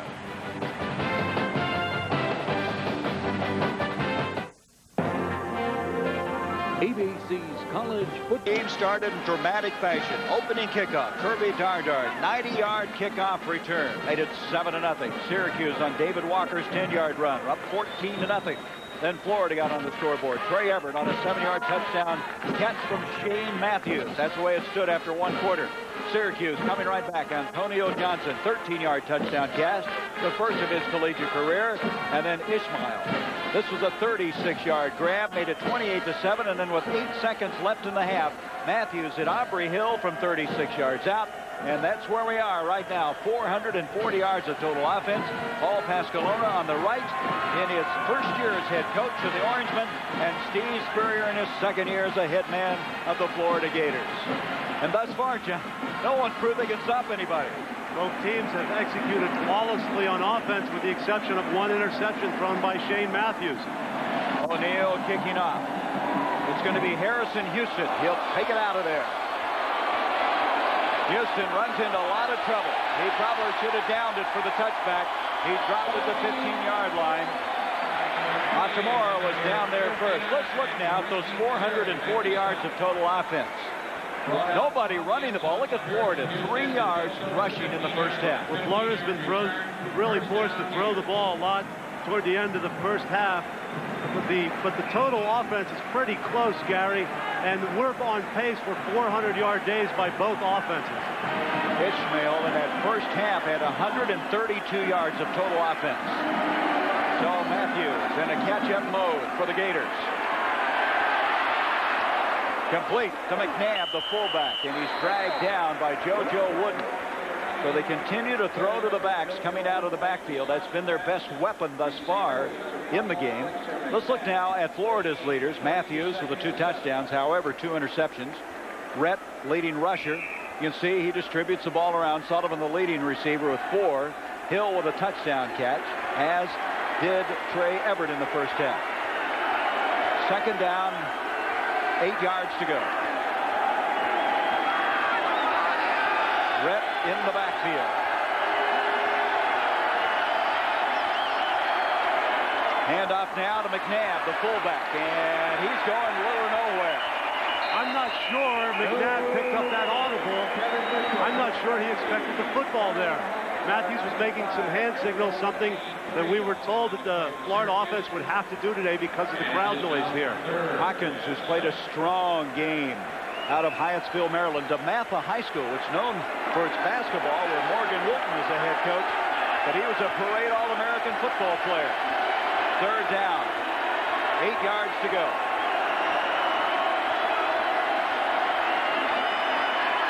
Matthews wide open. Harrison, he takes a shot from Tony Jones, stays on his feet. Tony Jones, who has been suspended for the first 2 games, number 18, really popped him, but Houston Harrison stayed on his feet, made the first down catch, 20-yard gain out to the 37. Florida has used 4 different wide receivers today. Here we see Harrison Houston running a seam route. He finds the soft spot in the zone. Tony Jones delivers a shot on him, and he has incredible balance. He almost is able to break out of the tackle. Jones is 6'4". Matthews on that 3rd and 8, able to deliver. He just got rid of that one. Alertly did, as Kevin Mitchell was storming down the middle and dropped him. And he alertly fired that one into the ground. Smart play by Matthews, 2nd and 10 instead of 2nd and long because of the sack. Matthews makes the right decisions. That's one of the reasons a year ago Steve Spurrier handed him the quarterback controls.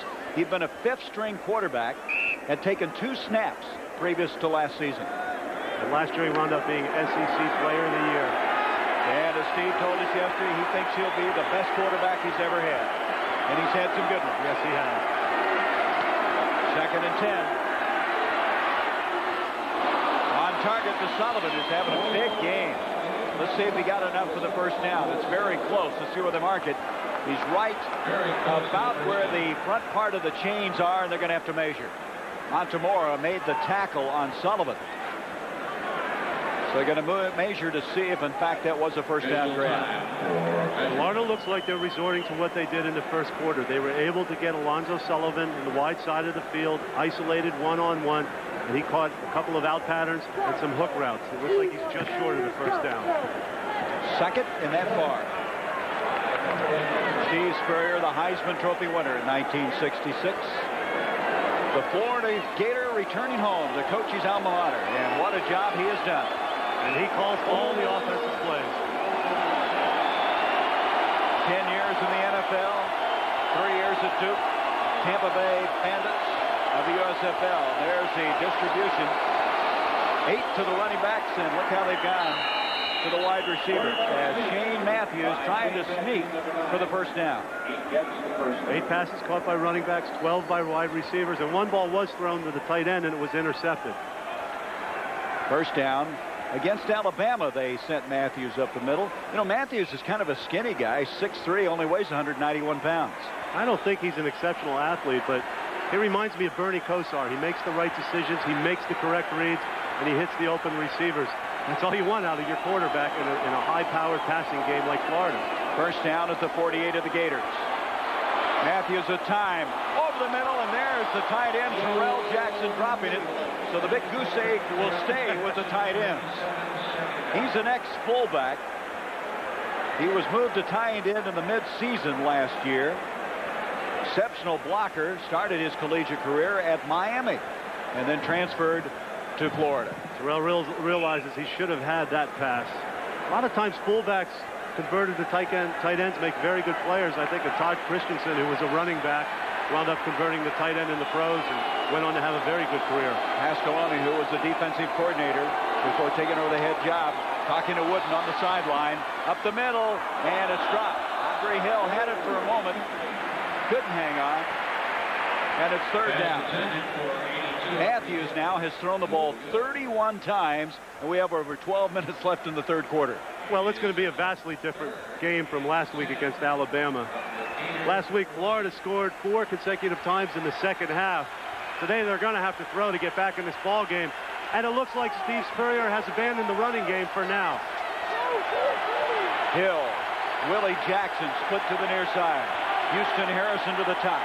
3rd and 10.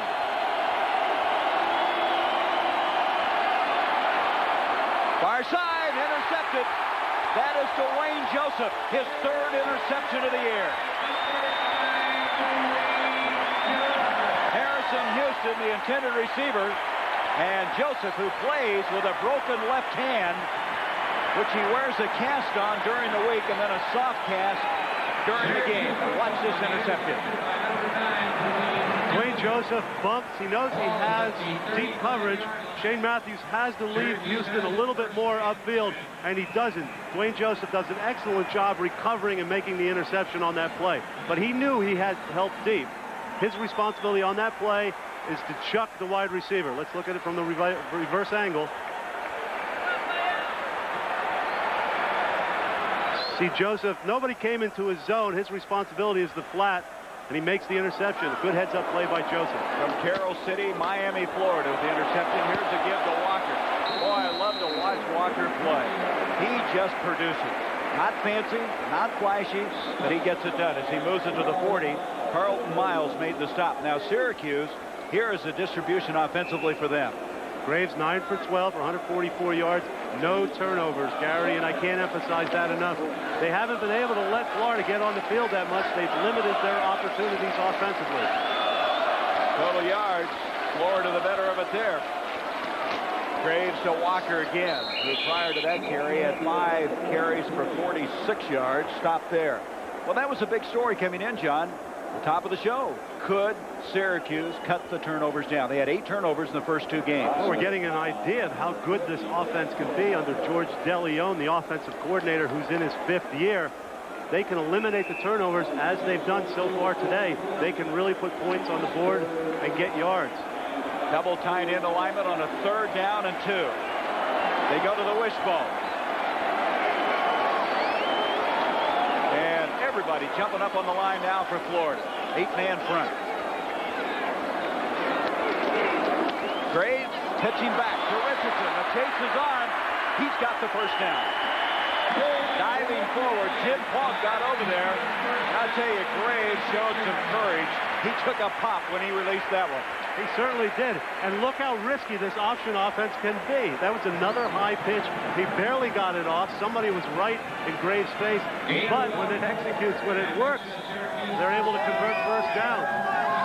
Another great option play by Syracuse. Remember, Graves had 6 turnovers, 3 interceptions, and 3 fumbles coming in the game, and he's been efficient today. Richardson, with that carry, now has 35 yards for the day. First down at the 46. Ooh, no place to go for Wooten. Well, you know, the key being put the ball away. Keep it secure. We talked to Paul Pasqualoni, first-year coach of Syracuse, about that very fact. We've addressed the ball security issue. You know, for a quarterback here at Syracuse, we're talking about ball security when he's in the pocket. We're talking about ball security when he's running the option and coming down the line of scrimmage with the ball in either hand.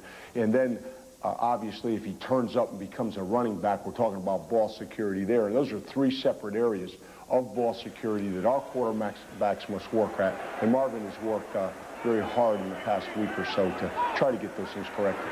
And obviously that hard work has paid off. Here is Walker, cutting against the grain with a 45, the 40, still on his feet, and eventually knocked out of bounds at the 33 by Myrick Anderson.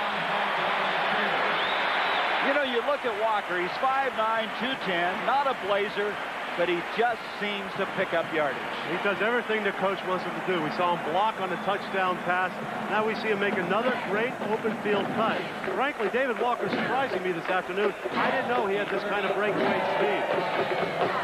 Last year, 730 yards for the year. He had a high of 134 yards against Pittsburgh. That 22-yard run gives him 71 for the day. Averaging, as you can see, just over 10 a carry. Ishmael in motion.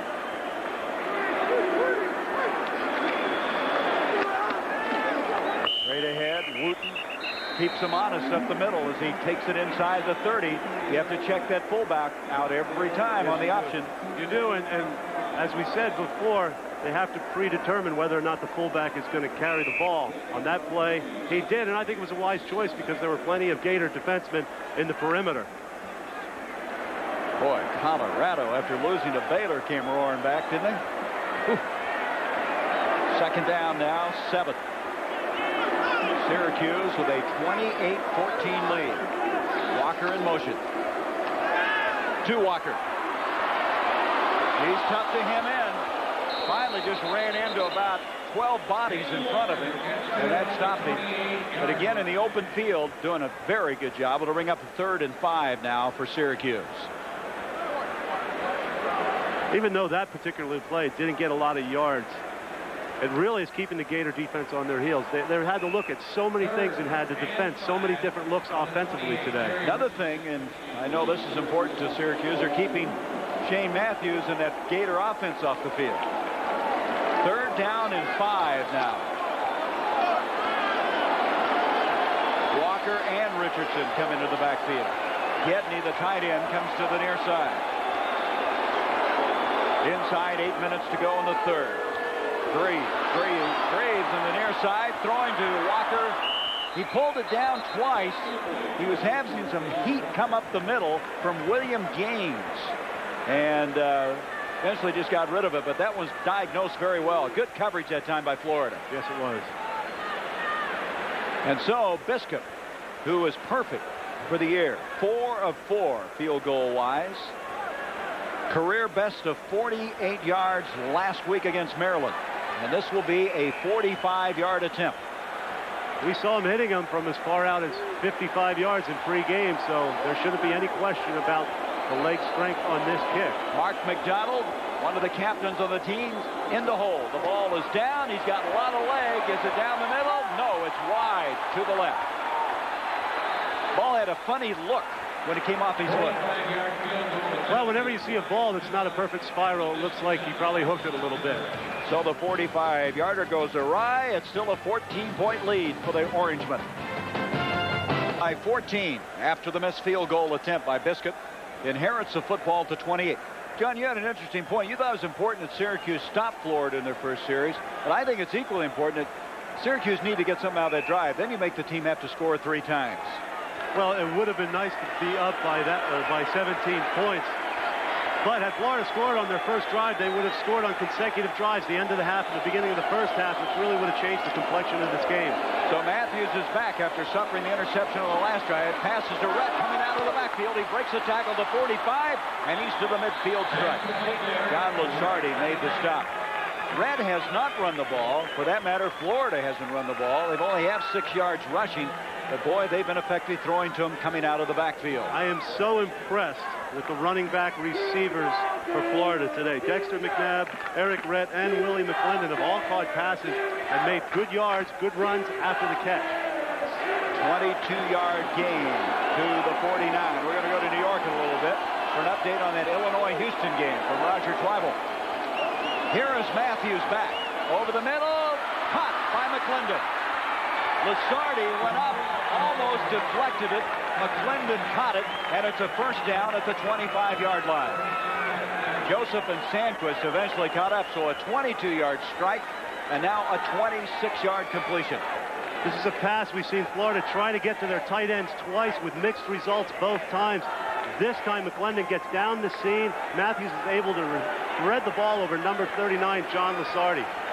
Nice feather touch that time as he got it over Lusardi. And all of a sudden the Gators are growling. They've got it just outside the 25.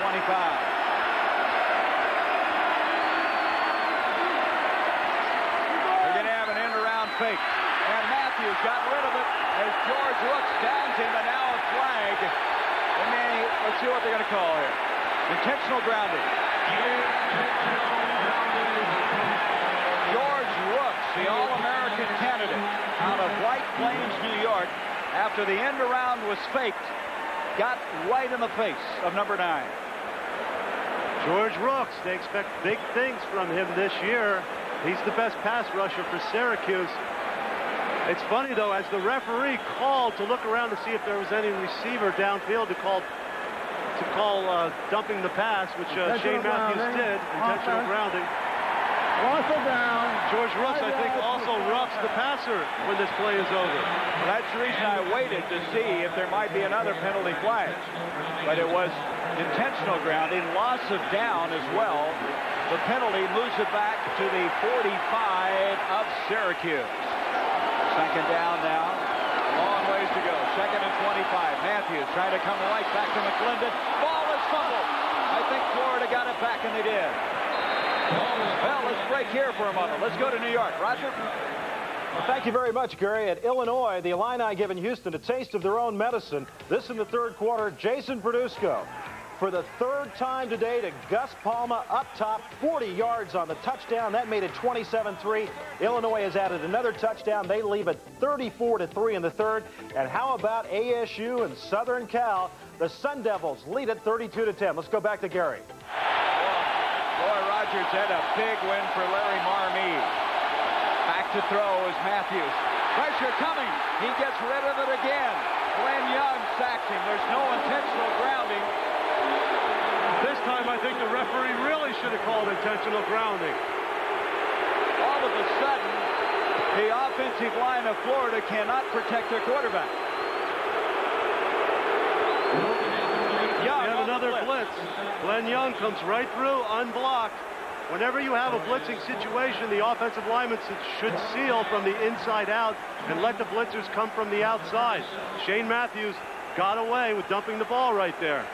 Bob Costello, one of the assistant coaches, talking to Pasqualoni as Syracuse stops that drive in a hurry. Bob Grosvenor is back for Syracuse on this punt off the side of the foot of Shane Edge, but it's going to hit very well and be down to the 8-yard line. And so the Orangemen have it. They have a 14-point lead, and this sellout crowd in homecoming is loving it. Exciting afternoon, and this is evidence of it. Look at what's happened thus far. Matthews has thrown for 305 yards, suffered 2 interceptions, distributes the ball so well. Alonzo Sullivan, the leading receiver. Ishmael, 132 yards of all-purpose yardage. Dardar started it out with a 90-yard kickoff return. Graves has played extremely well. And here we have 5:51 left in the game, and after that punt, Syracuse inherits the ball at their own 10-yard line. A lot of offense. Marcus Lee is in at fullback along with Terry Richardson. And all of a sudden the ball comes loose. The exchange I don't think was ever made. Gray's trying to hand off, and I don't think they ever made the exchange. As the ball comes loose, who's got it? Really a peculiar play. Well, Gray's trying to run that freeze counter play that he runs. And Florida got it. Syracuse finally turns the ball over. Looks like Tony McCoy will make the recovery here. There's so much penetration, he can't even get the pass off, or the handoff off. Myrick Anderson on the tackle, Tony McCoy on the recovery. Watch number 71 on the left side of your screen, battling. He's crawling along the ground light right there. He sees the ball and covers it up. But Myrick Anderson was the guy that really stuck Richardson. There's just too much penetration on that play, Gary. Line of scrimmage, the 7. First and goal, Florida. Big break for the Gators. Matthews to Rhett. Rhett to the 5. Maybe inside the 5. So the turnovers are finally evening out. And that was a turnover you wouldn't expect. It wasn't on the option where you're running down the line of scrimmage where the high risk comes in. That was just an ordinary handoff up the middle. Or when you try and counter in the running game like that and off that freeze action move in the option, you're really susceptible to penetration, and that's what happened right there. Second and goal. Just inside the 5. Single running back. Matthews. Wait a minute, they're going to blow the play dead. See what this is all about. Officials stopping it just about the time Matthews came out from underneath center. Syracuse may have tried to get a timeout called there. I don't know if they did or not. They looked confused defensively. Safeties were running all over the place. And I think that's what we have. It's exactly what it was. Defense called timeout prior to the snap. Number 9, Dwayne Joseph at the bottom of your screen, right-hand corner there, calls the timeout. He knows they're in the wrong coverage. Florida is trying to spread the field. That's twice they've called it just in the nick of time. Remember, they had the ball one time, and the play clock was expiring. They got it out. Pasqualoni not happy about the turnover and not happy about the fact that they had to use the timeout there. Looking ahead, next Saturday on ABC, 1 to 12 Eastern, 9 Pacific, the #1 ranked Seminoles of Florida. Bobby Bowden's Florida State team battles the 3rd-ranked Michigan Wolverines. Plus at 3:30 Eastern, 12:30 Pacific, regional coverage follows us Georgia Tech. Boy, what an exciting win they had Thursday night against Virginia. Takes on Clemson. Colorado, who just destroyed Minnesota today, will meet Stanford. And Pitt goes against those Golden Gophers of Minnesota. Be sure to check your local listings for the game in your area. That's Saturday here on ABC. Alex Van Pelt off to a good year this year for the Pitt Panthers. We'll get to see him against the Gophers in the Metrodome, another dome game. So it's 2nd and goal after that timeout. Line of scrimmage just inside the 5-yard line. Well, although head coach Paul Pasqualoni did not like to see a timeout called, if it saved a touchdown, it was definitely a good timeout for the Syracuse Orangemen. 5 minutes left in the 3rd. This guy says, I'm not fancy. I just want to get my kids ready to play. Replaced the very popular Dick McPherson, now the head coach of the New England Patriots. 4 years the linebacker coach and elevated into the head coaching job. Well, it really gave his taking over really gave the players a lot of continuity in the program, too. 2nd and goal.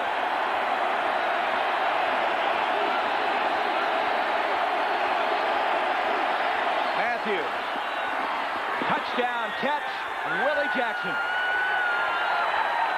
That is his 4th touchdown catch of his career. On only 5 passes. That's amazing. Willie Jackson. Productivity there. Willie Jackson runs a simple slant in. He has man coverage. Watch where Shane Matthews delivers this pass. And a terrific catch by Willie Jackson.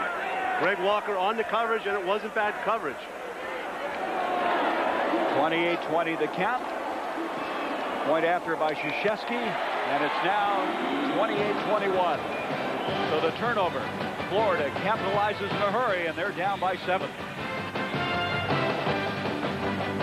Jackie Sherrill gave the Vols a battle. Indiana and Bloomington defeating the Wildcats of Bill Curry.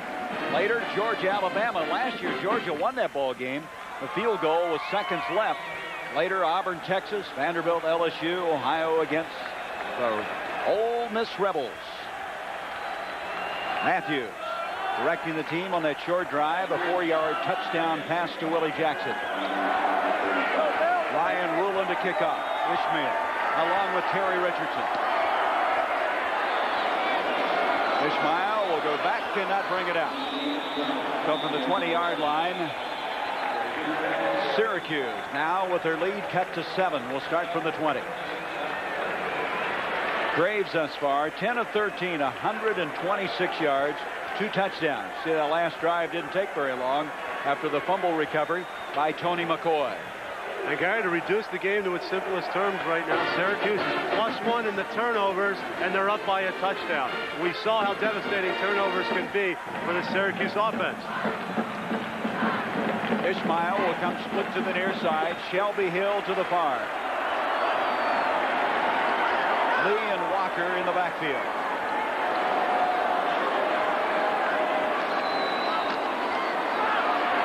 Ishmael, he caught it on the rebound, didn't he? I think he caught it on the rebound. He did. It bounced off his shoulder pads. He fell to the ground, and there the ball was. When you start to have confidence in your abilities, you can make great plays. Katri Ismail, that ball was threaded through there. It hit him on the face mask, and he just stayed with it. Del Spear in coverage. Wow. He finally wraps it up there. That is concentration, huh, John? Yes, it is. Gain of 9 on the play. Going for the first down is Marcus Lee. He's still on his feet. First down.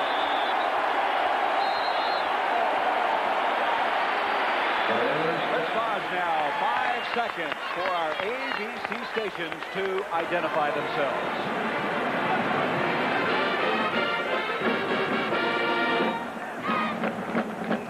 So we're back at the Carrier Dome. It's been an exciting game thus far with 4:10 left in the third quarter.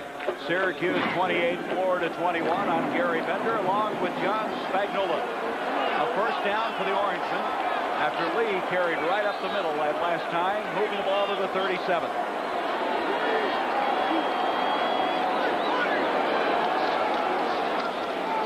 Graves pulling up, and he's dropped. Didn't have time that time because Brad Culpepper out of Tallahassee, second team all SEC, made that tackle. A&M upset by Tulsa. What a big upset that was for Tulsa. Syracuse going to the well once too many times on that particular play. Del Spear was rolled up in coverage, and that time the Florida defense had a better play called than the Syracuse offense. Well, wasn't that what he talked about? Pasqualoni said, I don't know if we'll have time to do some of those things that we want to do. And there was a case in point. But Graves pulled the ball down, to his credit. Second down, 13. Both Richardson and Walker in the backfield. Graves stepping up. Ismail. Nice catch. First down. I tell you, this guy has come miles in his receiving. Ismail, the Rockets' younger brother, and you're going to hear a lot about the missile, the way this guy's playing. Del Spear over there to make the stop. And it looks like man down on the field. That's a 20-yard gain. Ismail avoids the defender and breaks it outside. Marvin Graves stepped up in the pocket. He had some pressure, and the pass is complete to Ismail. Ismail getting a helmet in the back, slowly. and he may be hurt. He's up now, and now Doug Womack is coming to quarterback, their option specialist. 20-yard gain. Ismail seems to be all right. Here goes Womack. Look at his quickness. 45, 40, and almost if not, he has the first down. Oh, as he breathes right in. And they really like to sneak Womack in the game. There was confusion on the sidelines when Ismail was hurt. They were able to sneak Womack in there, and I don't think the Florida defense saw him there at quarterback. Before they knew it, they had an option being run at them. Just short of the first down, 9.5 yards. Marvin Graves comes back in. What an interesting substitution. Womack comes in, and he just picks up the tempo. Well, there's definitely a tendency when he's in the game, it's going to be an option. This time, straight ahead is Marcus Lee, and a big fullback, ex-tailback, moves the ball to the 22. Larry Kennedy made the stop. And Marcus Lee, they moved him to fullback. They want to use him more because of his speed. And the sophomore out of Springfield, Massachusetts, has carried the ball effectively on 2 occasions. I was reluctant to think. I really didn't think that Syracuse could run the ball this well against that 8-man front of the Gators. The inside linemen, Jerry Sharp, John Regan, and Terrence Wisdom are doing an outstanding job. 15-yard gain. Hand off again to Lee. Lee this time able to negotiate the 20-yard line. Well, this drive started from the 20, and obviously after copying up the ball deep in your own territory, giving up a touchdown, it's important to get some continuity going on offense, and they've done that. Ismail and Womack are back in the game. Yep, here comes Womack. Graves comes off. Second down, 7 for the Orangemen. So Ismail will go split to the far side of the field. I wonder if they're going to try something off the option here. Womack gives off to Lee, and Lee is really giving him a lift on this drive. Stumbles inside the 15-yard line. Tim Paulk made the stop on the play. Offensive coordinator George DeLeon told us that he wanted to get Marcus Lee into the game. He thought he was a little better runner than Al Wooten, who's a very physical blocker. Now, Womack started off the field. He comes back on. He's at quarterback. Ismail and Hill come out on a 3rd and 3. They have a double tight end alignment. The wishbone.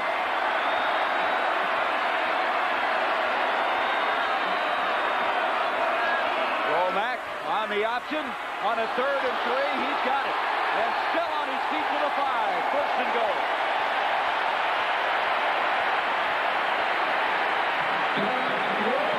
Harvey Thomas eventually got him. And you can see how speed can make so much difference on the option. Womack comes down the line on the option. Terry Richardson becomes the lead blocker. I think this is a predetermined run play. Womack absolutely had no intention of pitching there. He wanted to run the ball, and what speed he has. And I know he wasn't going to pass. He's never thrown a pass.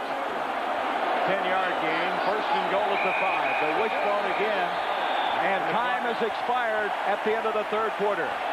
28-21, Syracuse in the lead. We'll return with more action between Florida and Syracuse after this message and a word from our ABC station. left to go. The start of the fourth quarter. As we come back, Syracuse has a 1st and goal at the 5. Ismail, what a great game he has had. Right now, he's on the sideline as Womack remains at quarterback. He's carried the ball 4 times for 28 yards. He goes to the bone.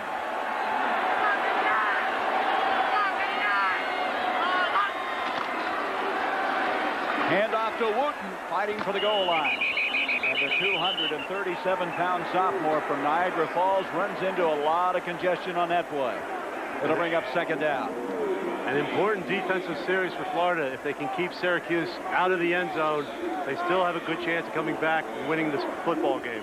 Rob Casolo, you see him. He was wig-wagging the play in. He's the tight ends, tackles, special teams coach. He brings it from the press box down to Kevin Rogers, the quarterback coach, and comes to him.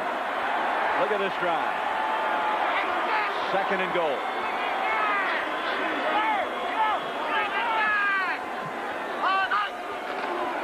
Womack keeping. Touchdown. Oh.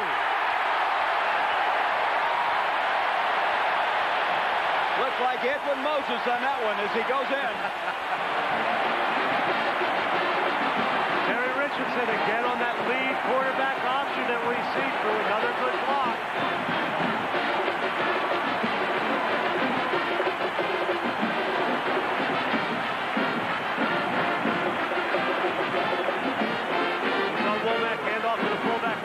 This time, he just hurdles right over Will White.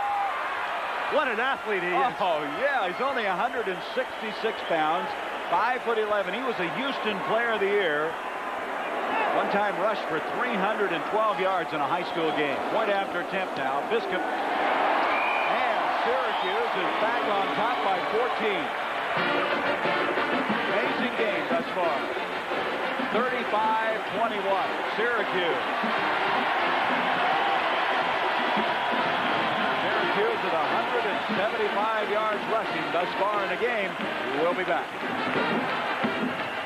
After the conclusion of this game, the Thrifty Car Rental post-game report. We'll go to New York and join Roger Twibel and Bo Schembechler. We've got a lot of football left here.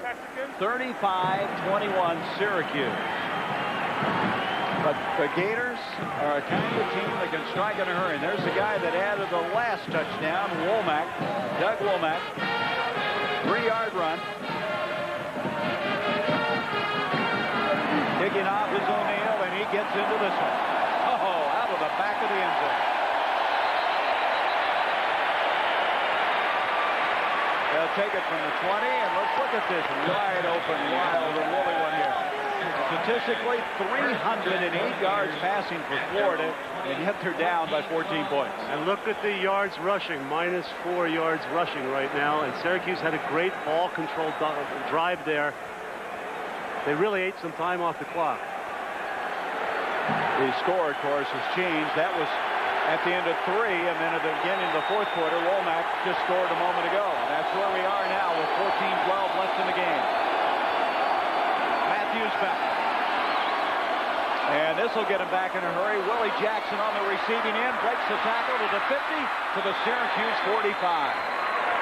Boy, they can strike in a hurry. JoJo Wooden and John Lasardi eventually caught up, but that's a 35-yard gain. We've seen this pattern thrown a lot of different ways today. Once to the tight end, 2 times to the tight end, then to Willie McClendon in the back, and now to Willie Jackson. Florida's spreading the field horizontally and getting open in the seams down the middle of the field. Matthews going to be a busy guy in the last 13-plus minutes. From the 45, play action fake. Pressure coming up the middle. He had to get rid of it. Lasardi was in his face. John Lasardi went storming up the middle. Dexter McNabb getting up slowly. So Matthews now has attempted 39 passes. Completed 26 of them for 343 yards, 3 touchdowns, but 2 interceptions. And we still have over 13 minutes to go in this game. Now, there was no intentional grounding there because Shane Matthews threw the ball downfield. And it was before he was in the grasp of John Lasardi, the blitzing linebacker. Shane Matthews knows knows how to get rid of the football. They got some confusion here offensively. Finally, Rhett gets in the right spot, as does Sullivan. Matthews back to throw. Going down the middle. Ball was broken up. Greg Walker defending on the play. Wanting interference, but not getting it. Is the Florida Gators. Walker, the veteran senior out of Williamport, PA, back there defending on the play. Kevin Flynn, the wide receiver. Well, Florida is using all sorts of wide receivers today. But watch Walker time his jump. We understand he's their best cover guy. There might have been a little interference called there, but you don't get the call at home in this kind of game. A little shaky. 3rd and 10. Timeout. Matthews and the Gators. 3rd down, 10, and Matthews will go to the far side to coach Steve Spurrier. Tell you, this Syracuse secondary, they aren't real big, but boy, do they fly around. Joseph has picked off one. Walker just a moment ago. Let's look at it again. It was Kevin Flynn, the wide receiver, down the middle. Watch it. Once again, we see Walker timing his jump right there. He definitely interferes on Flynn. No question it should have been called. Even though both players were going for the ball, you have to give the receiver the right to catch the football. Well, Kevin Glenn wasn't even on our 3 deep. He's a junior out of Brandon, Florida, 5'11", 163. Let's look ahead to Monday night. The Bears host the Jets. Bears playing remarkably well, and that guy, Mike Singletary, you probably faced him a couple of times, huh? Well, I'm glad he can't jump out of the television screen at me. Jets coming off a strong showing against the Bills. Hey, they've got some offense. One of the former Syracuse stars, Rob Moore, playing for that Jets team. All begins live at 9 Eastern, 6 Pacific on ABC's Monday Night Football. Let's catch you up. If you joined us late, Dardar with a 90-yard kickoff return on the first play of the game. Walker from 10 yards out, 14-0 the Orangemen. And then Trey Everett, we haven't seen since that time, caught a 7-yard touchdown pass. Antonio Johnson, a 13-yard catch, made it 21-7 the Orangemen. Ismail has played brilliantly at a 36-yard catch. Then Hill came back. Jackson came back. 28-21. A moments ago, Womack from 3 yards out. 3rd and 10. Matthews. Complete. Down Houston. The ball comes loose. Ruled incomplete. What a shot Harrison Houston took. By Tim Sandquist coming across the middle. Really lit Houston up. Wow. Florida's been able to get away with that pass so many times today. It has been open quite a bit. I think this time Sandquist is just cheating a little bit. Sandquist has taken over the leadership in that secondary for Rob Thompson, who played so well there last year. And so, Edge will come into punt to Shelby Hill. What a bone-jarring tackle. Oh. Syracuse had too many men on the field, and getting off the last moment was Garland Hawkins. They're going to put the return on. Edge. Fair catch call for. Hill's going to let it hit, and it will make it in for the touchdown. 45-yard punt. Syracuse with a 14-point lead, and they have the football at the 20-yard line. Has the ball at the 20. They have a 14-point lead. And the Orangemen have impressed today at Florida with 13-22 to try to get back into this one, turn it around as they're being upset by the 18th ranked team for the Big East Conference. Richardson being chased by Robinson, and he got a first down. That showed some speed there. The inside linebacker couldn't get the angle he wanted, and Richardson picks up a first down. Here's what's happened against the SEC. 6 wins, 6 losses. In fact, you know, Syracuse upset Nebraska, ranked number 1 here in the Dome, went down and lost to Florida in Florida Field. Gary, I am so impressed with the offensive line play at Syracuse today. That was a big question mark. The inexperienced offensive line, only 1 starter returning. Handoff goes to Marcus Lee. Lee slants it out to the 34. They found a backup fullback in Lee today. Yes, they did. To get back to that point, not only the inexperience, but they have two players converted from other positions. Jerry Sharp, the left guard, is converted from nose guard.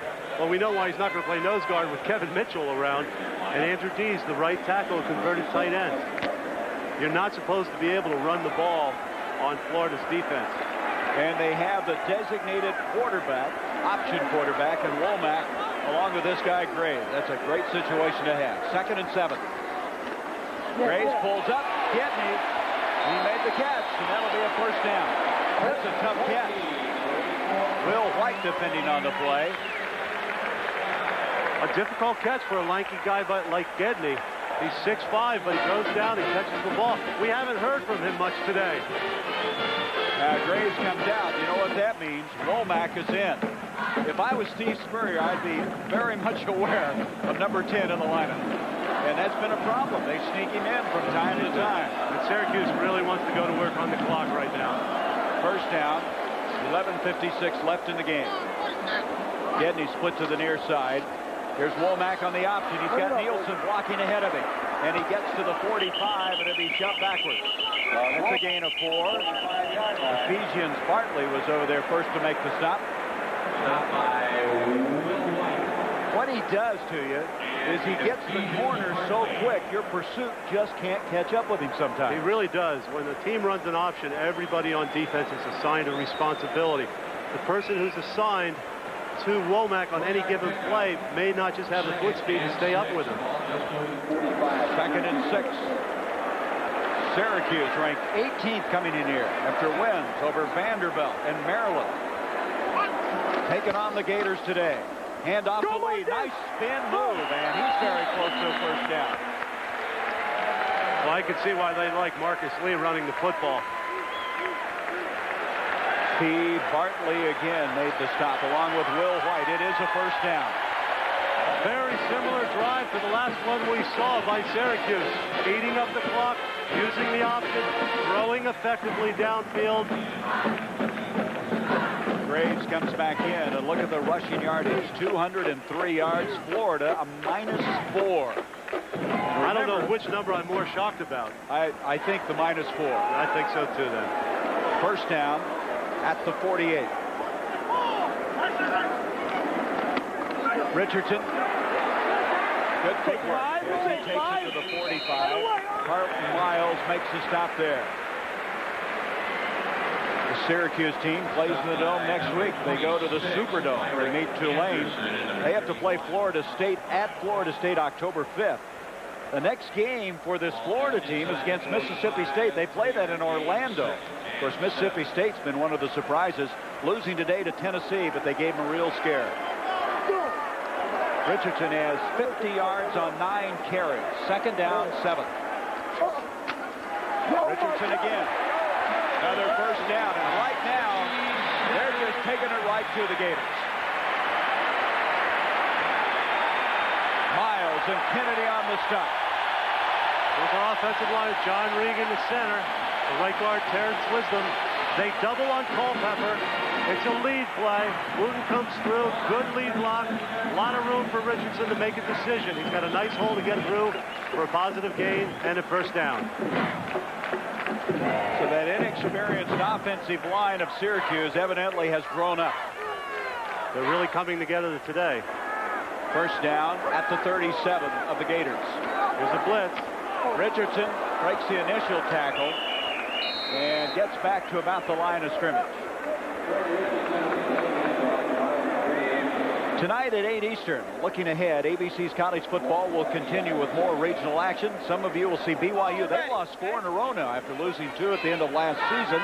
They'll take on Penn State. Do you think they might be angry after that loss to USC? I think so. Both teams are coming off losses, and Ty Detmer is not putting up the numbers he has in years past. Georgia against the Tide, and then Washington, Nebraska. What a game that should be. Boy, it's tough to win in Lincoln, but if anybody could do it, it'd be the Huskies. Doug Womack comes back in at quarterback. 2nd down, 11. Changing the play. Gives off to Richardson up the middle. 25 to the 24.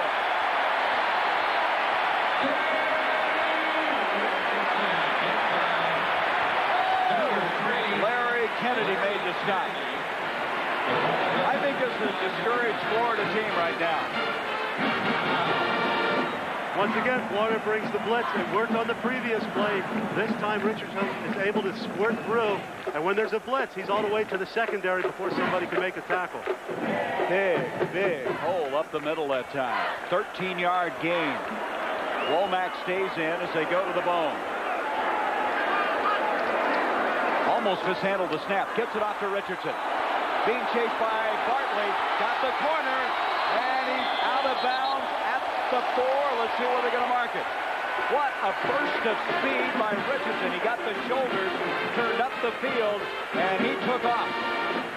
Let's see where they mark it. They're going to bring it out further. Said he stepped out of bounds at the 17. First down. B. Bartley has contained there, and you can see the speed of Terrence Richardson as he gets around the corner. Watch two number 44s going at it. First of all, almost a missed exchange. B. Bartley, number 44, just doesn't have the foot speed to keep up with Richardson, and he's able to get around the corner. See why they gave him number 44, don't you? I love the way Pasqualoni is alternating his backs. Yep. Here's Walker, speaking of alternating. Now they give it to the other tailback, and Walker straight ahead. They have really a kind of an inside guy in Walker and an outside guy in Richardson. Two entirely different kinds of runners, but both effective in their own way. Gain of 5, second and 5. Both coaches have the luxury of being able to alternate their backs today. Culpepper on the stop along with Robinson.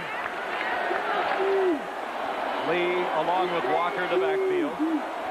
Second and 5. Womack giving up. And straight ahead is Lee, close to the 5-yard line. The last time Womack did this, Gary, he faked inside and then he scored on a touchdown. Once again, they could be setting up the same sort of play to the near side of the field. Well, this obviously would put a real lid on this game if they get this one in. Now, here comes Graves into the huddle. Womack checks out. Job well done. 7:04 left in the game. Syracuse wants timeout. They're not getting the attention of the team, though. Now they see him, and Graves will call a timeout. They may have rethought what they wanted to do there, Gary. They may want to pass the ball. Maybe they'll go back to the run. So the Orangemen have one timeout remaining. We'll be back. 6:54 to go. Syracuse leading 35-21. East Conference, Syracuse leading here. Clemson defeated Temple. Rutgers earlier over Northwestern. Later, West Virginia and Maryland. They'll crown a champ this year in the Big East, despite the disparity of the number of conference games played, as a conference championship will be determined by the highest-ranked team in the coaches' poll at the end of the year. And I would think that Syracuse's ranking will increase as they have another long drive. Earlier, they had an 11-play drive in 80 yards. This one, 12 in 76.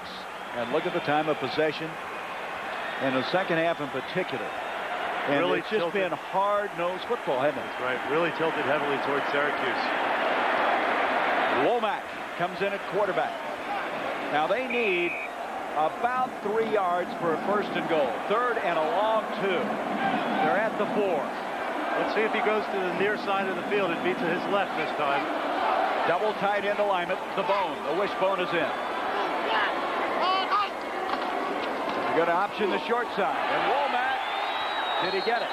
Did he get a first and goal? Boy, did he take a shot from Tim Polk, number 99. Oh, Tim Polk is a definite prospect. He's an outstanding inside linebacker. And he really gets after people. Well, they were talking about he wears fullbacks out, but today the fullbacks of Syracuse have held their own. Now they're going to measure to see if Womack got the first and goal. And according to Andy Dees, they did.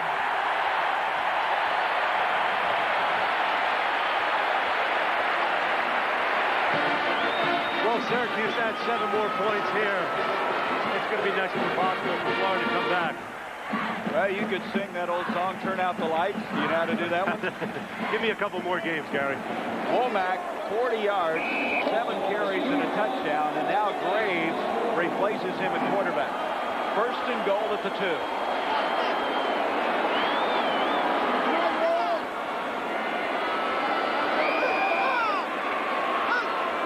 Movement. Capiccioni, the left tackle.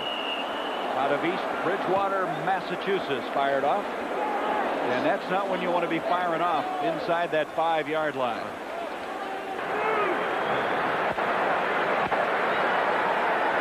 Dead ball foul. Ball starts. Offense, 5-yard penalty. Repeat the down. Cappuccini must have had some of that garlic you were eating earlier this week. Boy, I tell you what, you really have a good taste for food. Look at Doug Womack. That's what happens when you carry the ball and don't pitch it and don't throw it. You wind up with blood all over your arm.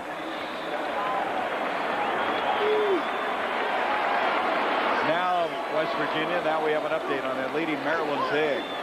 After the penalty, first and goal from the 7, give to Richardson, and Richardson dances inside the 5. Second and goal from there.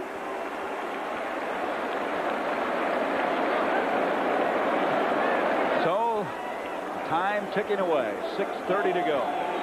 Paul Pasqualoni is undefeated as a head coach. And that's Bob Casillo sending the signals in to the sidelines. They're relayed from the box from George DeLeon, who told us he needed 400 yards and 24 points today to win this game. I think he's got to learn to set his sights a little higher. A little repair work there on Womack, the cut you were talking about. Second and goal from the 4. And in trouble is Graves.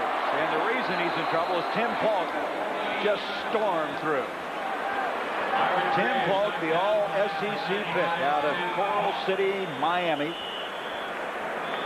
Polk lines up on the outside. He's usually on the inside. John Nielsen, the guard, has the pull to try and get to him, but he just can't get there in time, and Polk makes the tackle. He's a big-time player. And he must be frustrated with the way this game has gone today. Cappuccini is down, the senior tackle, lost a 10 on the play. And that offensive line does not have a lot of depth, and obviously a lack of experience is coming into the ball game now. Substitution for this Syracuse team. Jerry Sharp will come into the game. Here's Cappuccini at the bottom of your screen, number 72. Watch his right knee here. It just gets rolled up on. And that often happens with offensive linemen. That's why they wear those braces. Hopefully it's not a very serious injury. The offensive linemen always have people rolling around on them. And when they're pass protecting or run blocking, they really have no control of the situation. Well, the loss all the way back out to the 13-yard line area. 5:55 left in the game. They're taking a lot of time off the clock and have that Florida defense backed up. They're trying to put the lid on this one with a 35-21 lead. The Syracuse team starting out in impressive fashion with the opening kickoff going 90 yards, and they've never relinquished that lead. Speaking of knee injuries, there is Dan Conley. Outstanding inside linebacker who got hurt last week against Maryland. I believe his teammates wanted to dedicate this game to him today. He has the same knee injury that Glenn Young had, the inside linebacker for Syracuse. As Cappuccini limps off the field. We hope he's okay. Conley, a real leader in that defense. They used to line him up outside on a pass rush. And so Conley, they hope will be able to come back next year. But I'll tell you, Lasardi's done a good job in his stead playing in that inside linebacking spot. Yes, he was. He was Big East Player of the Week last week. So here we go now on a 3rd and goal. Now the 13.5-yard line. 3 wideouts. And a change of cadence by Graves, and he has Florida moving. Culpepper was one of those. Good use of the cadence. Still keeps Syracuse in the third down situation. Dead ball foul. Offside. Defense. 3rd down. 5 yards. Got to be frustrating for Spurrier not to get his offense on the field. He must feel like this drive has gone forever. Yes, it has. It's been like the Twilight Zone. But Syracuse has to get some points out of this if they want to get up by more than 2 touchdowns. 16 plays on this drive following that 11-play drive earlier. So now it's 3rd and goal from the 8-yard line. Quarterback draw, and Graves maybe got a yard. Good reaction by Polk. Right now, Tim Polk's kind of taken over the game. Yes, he has. We saw him make a sack earlier on the outside. This time he lines up in his normal position as an inside linebacker, and he wasn't fooled one bit by the quarterback draw. So they'll settle for the field goal. This will be a 25-yard attempt by Biscuit. There's Polk on the right side of your screen. Nobody blocks him. The design of the play is just to get him to drop into his pass zone, but he reads the quarterback draw for the tackle. Biscuit missed one from 45 yards earlier, his first miss of the year. This will be for 25. McDonald to hold, and this kick is up. It's good, and that's a big field goal. They have to score 3 times now, Florida does, as they now trail 38-21.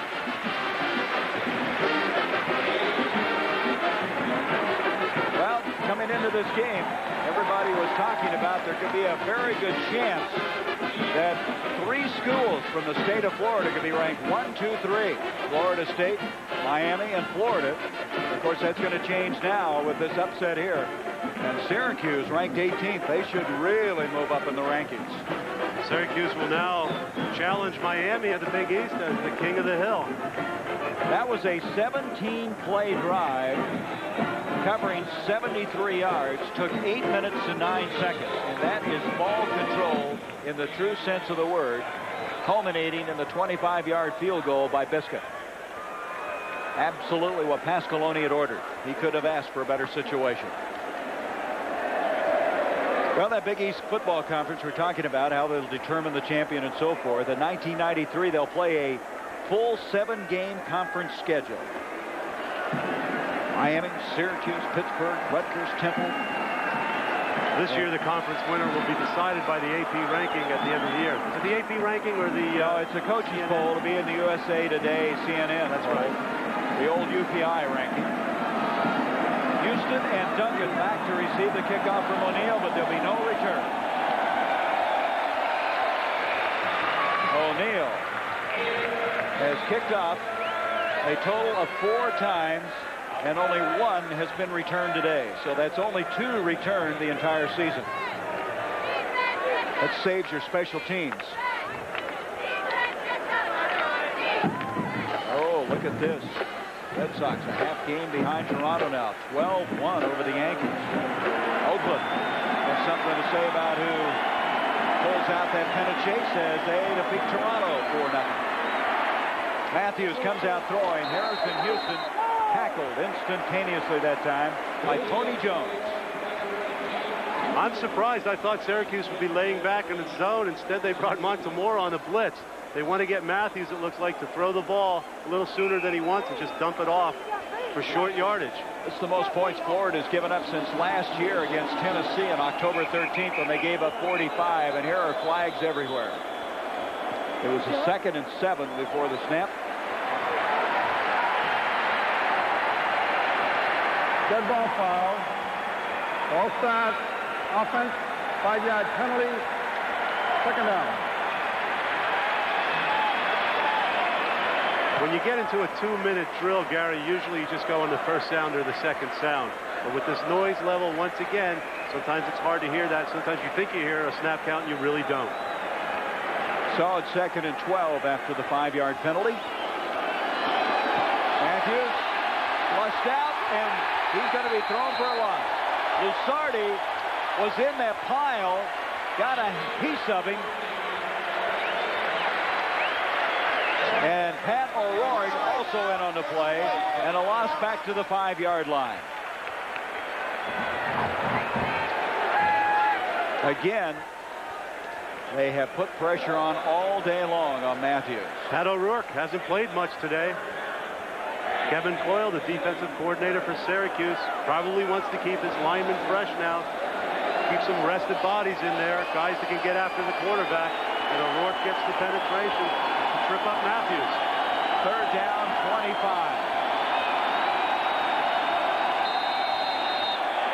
And they've got the play clock expiring. So that'll be half the distance.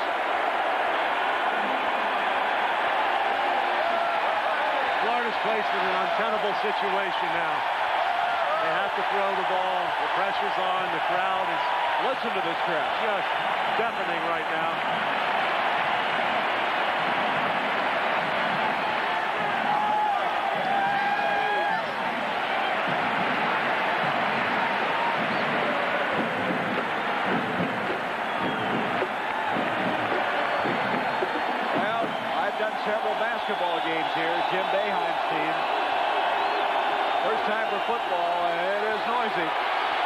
Here's Matthews up the field, and I don't think Sandquist saw the ball he was looking for, the receiver, Houston Harrison.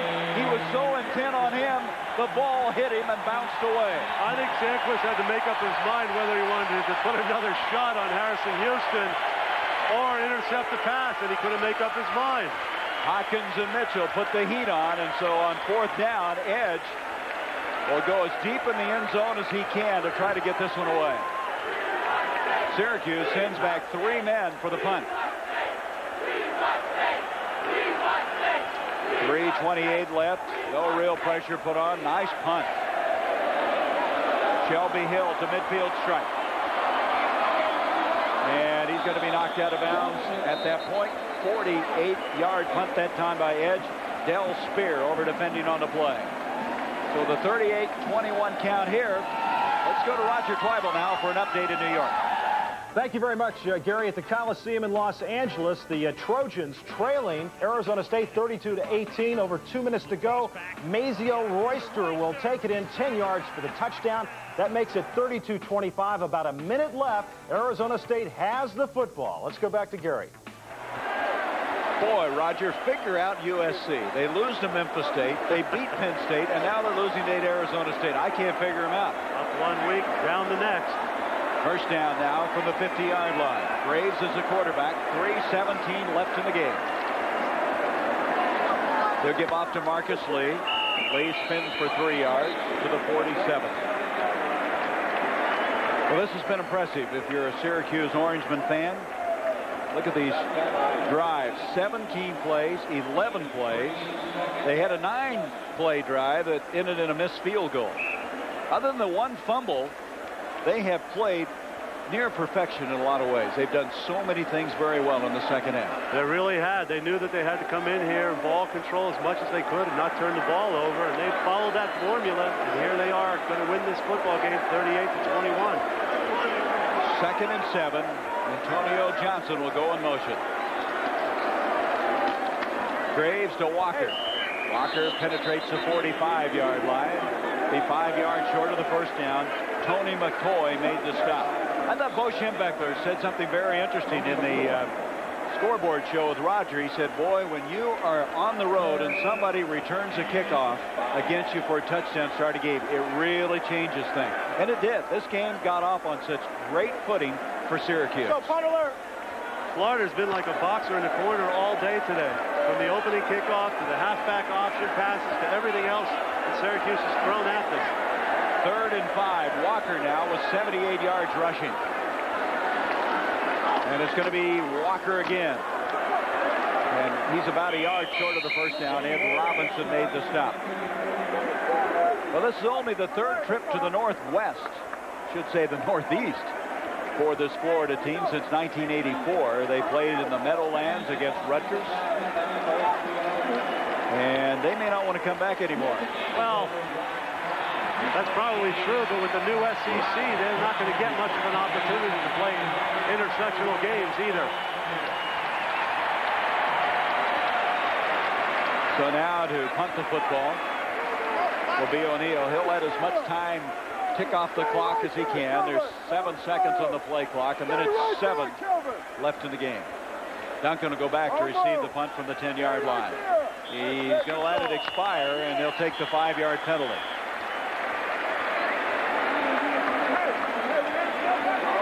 O'Neal has been a story in himself kicking off today. What a shot in the arm this gives to Paul Pasqualoni in his offense, though, Gary. He took over for Dick McPherson last year. He didn't lose a single recruit who had verbally committed to Dick McPherson when he took the job with the Patriots. And here he is today in a shocker.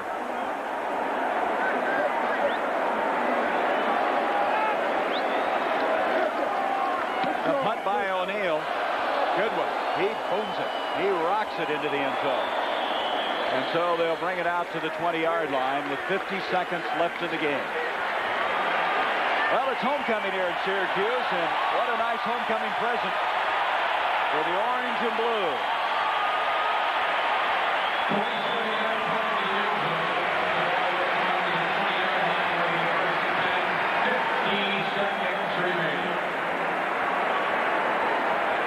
the 20-yard line, Florida with the last gasp here. Matthews, been a busy guy today, coming back in at quarterback. No, Brian Fox is the new quarterback. Fox, a Purdue transfer, the junior out of Orlando, comes in and takes the snap. And they wedge it forward. And this game is winding down. Well, these offensive linemen are happy, aren't they? They had a difficult task today, and they were equal to the challenge. That was basically the big question mark, was that offensive line, and they proved themselves today. Pass comes out to Kelvin Randolph, and he'll bring it out for a first down. Smile. What a game he had. He has come on his own. He's not just now Rocket's brother. He's the missile. That's for sure. He's made some tremendous strides this year as a football player. Nice kid. Wonderful kid. Matthews did about all he could today as a quarterback. I mean, he threw some interceptions, but he was forced to throw the football. Here's Brian Fox, who had an outstanding freshman year at Purdue, airing this one out. Greg Rocker to get closest to it. And with 1 second left in the game now, that intended receiver was Kevin Glenn. 1 second left to go in the game. Capiccioni on his crutches already. I think the timekeeper could have been a little merciful there and just let his fingers go a little more slowly. Syracuse had 250 yards rushing today, and this guy Womack had one of the touchdown runs. We will not have the Thrifty Car Rental post-game report. We apologize due to the fact we're running out of time. This game, a lot of scoring, a lot of stoppages of the clock. This will be the last play. And Syracuse with a major upset. Syracuse 38-21. The Orangemen led all the way. Paul Pasqualoni is still unbeaten as a head football coach. He is 3-0. The final thoughts here from the Carrier Dome when we return.